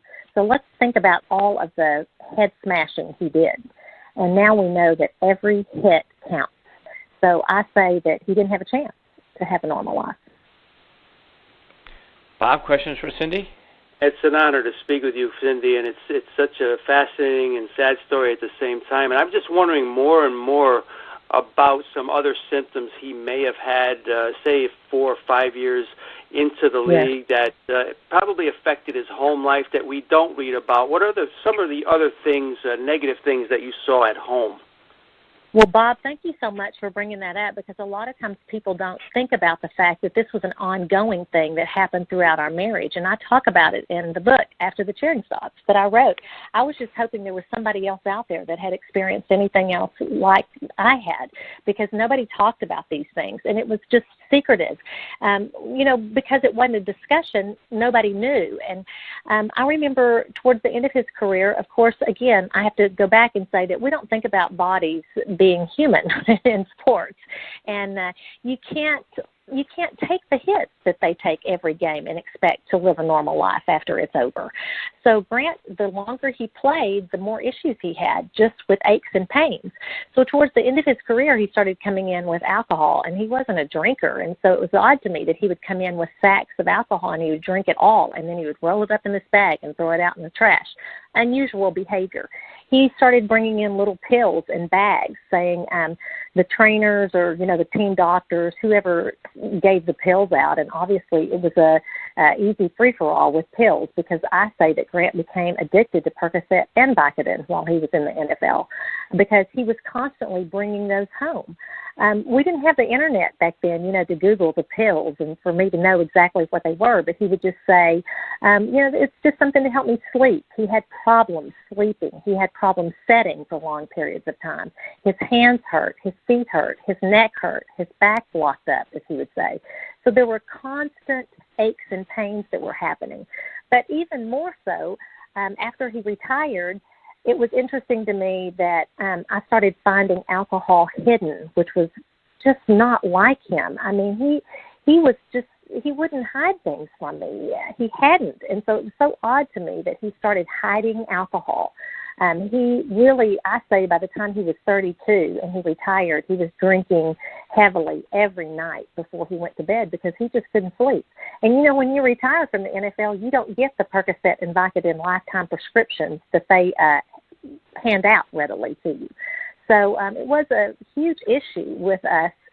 After he retired, things started just slowly crumbling. I couldn't put my finger on it. I didn't know exactly what it was. But I think that he was a functioning alcoholic by the time he was 35 years old. So that's a long time. And, you don't die of cirrhosis of the liver just because you drank one day. So it was a lot of drinking that went on. It was just sad to me because we started having this huge disconnect in our marriage. He was very organized when we first met. He even kept his pencils and pens organized. His closet was impeccable when we first married. By the time, as years went on, he couldn't find a tie and a pair of socks to match. It was just the most unusual behavior. I couldn't imagine what it possibly was. And it was never thought of that it was a brain injury. I just thought it was the alcoholism that was causing all these problems, and it was causing a lot of problems. But, I think now that he was drinking a lot because of the pain, he would say to me, "You don't have any idea what I'm dealing with." Well, I didn't. And so, all of those things became a huge issue for us because he couldn't stay organized with our finances. A lot of lying and deceit this happening, just because he couldn't keep up with things. He was a salesman after he retired in medical. He decided to do that because he played for so many years. He decided not to go to medical school or dental school. But he couldn't keep up with the daily routines of being a salesman. He couldn't keep up with receipts to do expense reports. It was very odd to me. I couldn't imagine what was happening to this person that was so intelligent and so smart. And Cyndy, have you befriended the spouses of other ex-players, maybe former or current, where they're experienced still a lot of negative things? I would think there's a great market for this kind of support group. Well, there are a lot of other women who are going through the same things, but I will have to say that mine is a little bit different because Grant's dead. So yeah. A lot of these people are living it. I mean, people don't understand that CTE is a sport-related neurological degenerative disease. I mean, this is so huge. And now we know that ALS, Parkinson's disease, dementia, we know that all of those things are an issue as well because it is a serious problem. And so many of these women are taking care of their sick husbands. There are support groups, but it's a negative environment just because, the NFL is not really owning up to what they need to be saying. If we're honest with ourselves, we have to look at this as the employees of the NFL are dying. So it's a negative environment when you're on my end of it. It's not, as I say, it's all fun and games until your loved one's dead. So, Cyndy, when did you first learn about CTE and that maybe either they wanted to or maybe someone needed to take a look at Grant's brain? That's another excellent question. Thank you so much because I love these things. It helps people understand. If Grant was at the end of his life, he was saying, I think maybe I have what Mike had. Maybe I have what Junior has. So, Grant was kind of putting the pieces together, even though he was so far gone mentally, physically, and everything. He was still putting the pieces together that maybe he had the same thing. So he had mentioned, he wanted to have his brain looked at. I know he had that conversation with his brother and my oldest son. Grant and I got a divorce 7 months before he died. I mean, it's a huge, huge heartbreak. This disease is terrible. It invades your entire family. I say it's like the roots of an old tree. It wraps around every single person in your family, and it just kills everybody. It's tough. It's a hard, hard disease to live with, and I talk about it a lot in my book. But I just had it to the end. I mean, I didn't understand what was happening to Grant. I just thought he was just not getting sober. It was horrible. I mean, when you look at stories, you know that even addiction, things don't usually end up well in a relationship. And Grant had brain damage on top of the addiction, so it was just such a masked illness. And he started having problems even with just shaking of hands. And when you look at the symptoms of CTE on the Mayo Clinic's website or any website, you just see a progression. And I realized that our life had just kind of gone along with every symptom of CTE, which was just amazing to me because I didn't even know what it was until after his death. And the brain was at the Boston University, and Dr. Ann McKee, the renowned pathologist, did his autopsy and said that he had stage 3. There's 4 stages, and Grant had stage 3. She said that his brain stem was one of the most damaged brain stems that she's seen. It explained a lot of my questions. It gave me great heartache and still does because we didn't know. We had no idea what we were living with. Did we lose you, Cyndy? No, I'm here. Okay. I'm here. It's such a disconnect because you don't have any idea what you're dealing with, that when you finally realize that it is CTE and what it was, it makes me sad for Grant. But there's no way you can really know this until you die. You can know what the symptoms are, but it can't be treated. I say that CTE is a death sentence, and I just beg people to look at the evidence and realize what the news is. So many people sign their children up to play football at age 5, 6, 7, 8, 9. You know, why would you do that now when we know what the evidence is? Mm-hmm. So, Cyndy, before we let you go, let people know about what they can when they get a copy of your book. What are they going to be able to read stories about? How can they get a copy of it? And are you going to be out where people can find you? How can they get in touch with you for people that hear the story, read the book, and feel like they could use a little bit of help themselves with what they're going through? Thank you. Yes, I appreciate that. It's After the Cheering Stops, and you can get it on Amazon. And as I say, it can be delivered to your door. But Barnes & Noble, Target, Walmart, all of them online have it. It's ready available. And in the book, I just talk about stories in Grant and our life and the things that happen, the disconnects that were happening. So hopefully when people read this, they say, hey, this is happening. It makes more sense now because this is happening to my husband. So I will tell you that at least once a day, I have someone reach out to me on my Facebook page. It's Cyndy Feasel at Cyndy Feasel. And the book is After the Cheering Stops. But I have people reach out to me and say, I read your book, and it was exactly what's happening in my life. And thank you so much for just being honest and telling the story. So I am very honest, very blunt. I'm very out there. I just say it like it is. I felt like that was the only way I could do it, to be able to relate to other women. So, and men too. So anyway, I'm on Twitter. I just say, please reach out to me. I like to have one-on-one conversations with anybody anytime I can. There's a place where you can leave messages, and I like to get back with people within 24 hours if I can, because I think this is such a serious thing. So many women are dealing with their sick husbands, and it makes them feel better if they have somebody to reach out to. So I always said if I could just reach one, and I hope that I've reached many, many more. But I just love for people to get in contact with me because it's really important for me to help other people. That's great. Well, Cyndy, thank you so much for taking time out of your night to join us, and we'd love to have you come back and share more of your stories and more of the things, the insights and the experiences that you had, because it is an important topic, And I think there's a lot of people out there that could benefit from knowing what you saw and what your journey through all of that was, and they may, to your point, recognize some things that might be happening in their lives. And I think it would be great to be able to make more of those connections, but having you share more of your stories. We hope you'll come back and do it again sometime.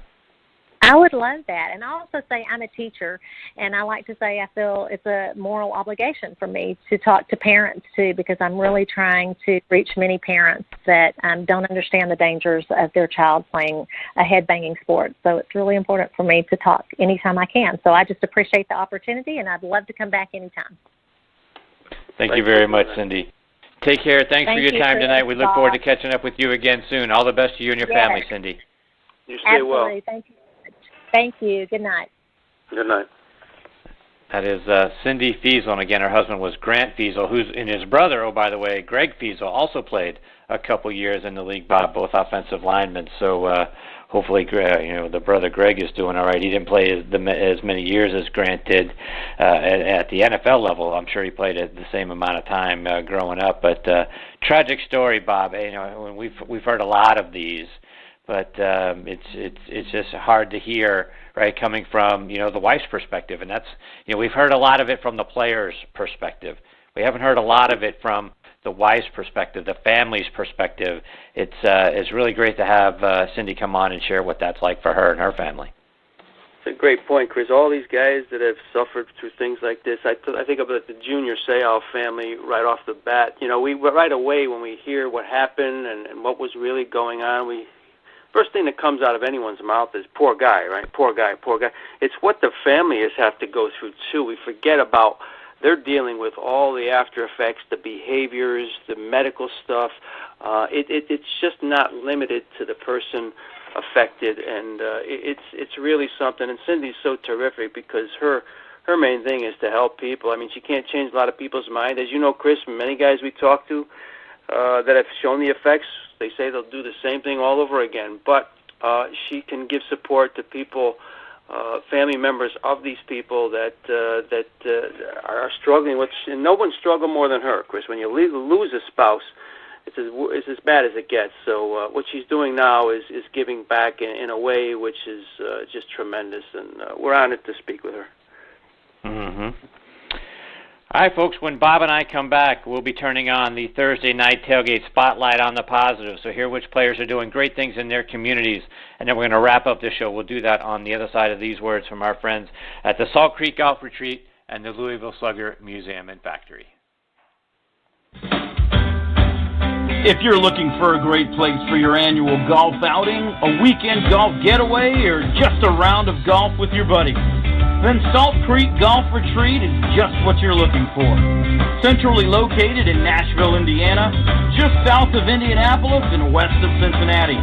This challenging but fair 18-hole golf course appeals to all skill levels, and its scenic views of rolling hills and tree-lined fairways are sure to make golfing memories for years to come. Owned and operated by former Purdue and New York Giants fullback Randy Fuller, Salt Creek Golf Retreat offers stay-and-play packages that include golf and a fully furnished 1- or 2-bedroom condo. After your rounds, be sure to stop by the 19th Hole Sports Bar and Restaurant for great food, fun, and drinks. Randy and his staff will treat you like family. For more information, log on to saltcreekgolf.com. That's saltcreekgolf.com. Or give them a call at 812-558-5944. Salt Creek Golf Retreat. Start making your golfing memories today.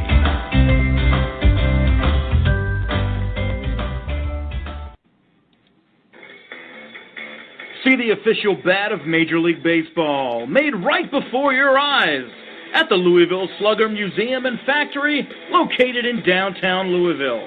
Every guest gets a free Louisville Slugger souvenir mini bat at the end of the tour. See the world's biggest baseball bat and hold game-used bats from Mickey Mantle, Cal Ripken Jr., and more. Lots of interactive exhibits, and check out the museum store where you can buy a personalized Louisville Slugger with your signature on it. Visit sluggermuseum.com for more information. Thursday Night Tailgate, where the spotlight is always on the positive. Tune in Thursday night from 8 to 10 p.m. Eastern Time to hear your favorite NFL legends, players, and coaches sharing their stories. Now back to Chris and Bob. I wouldn't joke about anything else that happens here tonight.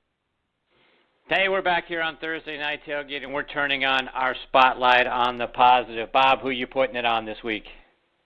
Came across a great story this week, Chris. Linebacker Eric Kendricks of the Vikings, in addition to being a very, very good player, he's in his third year now. He's done an awful lot in the community. He normally does an awful lot with hunger, Chris, hunger insecurity, just hunger issues in the Minnesota area. But just a couple of weeks ago, he got together with the Minneapolis police chief, Arredondo, and he went to a few schools in the Minneapolis area and just read a lot to kids. And they asked Kendricks, why are you doing this? And, why are you getting away from your hunger a little bit? And he said, basically this was a chance to get together with a police presence. He says there's so much negativity with police and minorities in general in America. He says, I wanted to get out there, not talk about it, I want to get out there and do something about it. And he just kind of teaming with the police. It was just a very, very good thing, and it was a magical day there, giving souvenirs to kids, trading cards after reading to them, and just stressing the importance to reading. But it was a great thing, and but yeah, you can learn more about what he does, Eric Kendricks. Again, a lot on the hunger insecurity issues in Minneapolis, but went into schools 2 weeks ago and really had an impact, and he did it with police. So we can work together, Chris, and that's a guy like that goes out there, doesn't talk about it, gets it done in reality. So kudos to Eric Kendricks. Great story this week. Yes, no, that's a fantastic story, Bob. Good for you for finding that one. And Bob, tonight I'm going to put the spotlight on Miami Dolphins safety and special teams captain Michael Thomas, who has done a lot of different things to make a difference, not only in Miami, but other places as well. He was a leader on the team organizing efforts to help assist victims of Hurricane Harvey in Houston.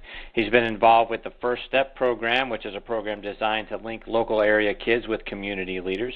He's worked with the Broward County Sheriff's Office, you talk about working with police, Bob, to conduct a ride-along and to work to help better the relationship, again, here, right, between the police and the Miami community. He's worked with the Big Brothers and Big Sisters of Miami. He's worked with Food for Hunger, which provides resources such as clean water, medical aid, food, educational opportunities, and vocational training to people in places like Kenya, Guatemala, and over in the Middle East as well. Thomas was awarded the Dolphins Nat Moore Community Service Award back in 2015. He was recognized as the NFL Players Association Community MVP in Week 7 of 2015 and again in Week 14 of 2016. So, Bob, I just wanted to put the spotlight and give kudos to Michael Thomas of the Dolphins for the variety of things that he does to make a difference, not only in Miami, but other places around the world as well. Kudos to him.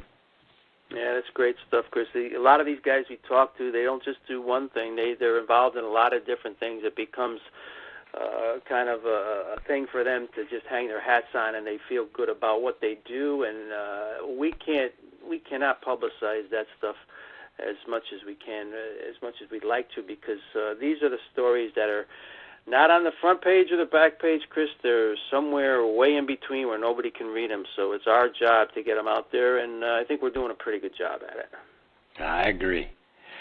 All right, Bob, it is time for us to put a bow on this episode of Thursday Night Tailgate. We want to send out our thanks again to Billy Sample, Tony Collins, Randy Fuller, Russell Baxter, and Cyndy Feasel for joining us tonight. And Bob, as always, one of the great privileges of the day is to get to spend my Thursday nights with you, my friend. Likewise with you, Chris. That was a special show tonight. Some good friends, some new ones, and tell me what we're doing next week. I can't wait, my friend. Yeah, next week. Former Bengals tight end Craig Thompson will join us. It's been a while since Craig's been on the show, so we look forward to catching up with him. Radio host and writer Danielle McCartan, again, someone who hasn't been with us for a little while. We look forward to getting Danielle back here on the show. Big Jets fan. Sticking with the theme of radio host, Jim Daniels, another guy that we had a few years back from KLOS out in L.A., will join us. So hopefully he isn't smarting too much from the Dodgers loss when we get to talk to Jim next week. And former Chiefs wide receiver Terrence Copper will also be back on the show, as you know, and of course Tony Collins. He'll be here to do our 5-star picks of the week again next week as well. So another big show, folks, on tap for you next week. We hope you'll come back and be a part of the show with us.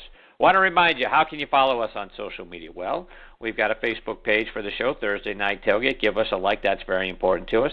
Plus, both Bob and I have our own pages on Facebook as well. Please also check out our website, ThursdayNightTailgate.com, to see who some of our upcoming guests are going to be. Plus, you can stream or download any of our archive episodes for free from our site. On Twitter, you can follow me. I am at CT Mascaro. Bob is at Bob_Lazari, and the show is at TNT Podcast. Plus, you can also stream us for free over on Podbean. We can't thank our friends over at Podbean enough for making us a recommended and featured podcast in their sports and recreation section. So for all of their support, we appreciate it very much. And, folks, if you enjoy listening to podcasts, they've got great podcasts across all genres. So go check them out online at podbean.com and download their mobile app as well. Bob, take us home, my friend. Thank you, Chris, and you be well, my friend. And thanks also to our great announcer, Joe Lajanusa, for the great job he does with our intro and ads, and to Kyle Turley and the Kyle Turley Band for the upcoming outro music. On behalf of myself and Chris, thank you, everyone, tonight for listening. We appreciate you the most. Until next week, good night, Kevin. We miss you.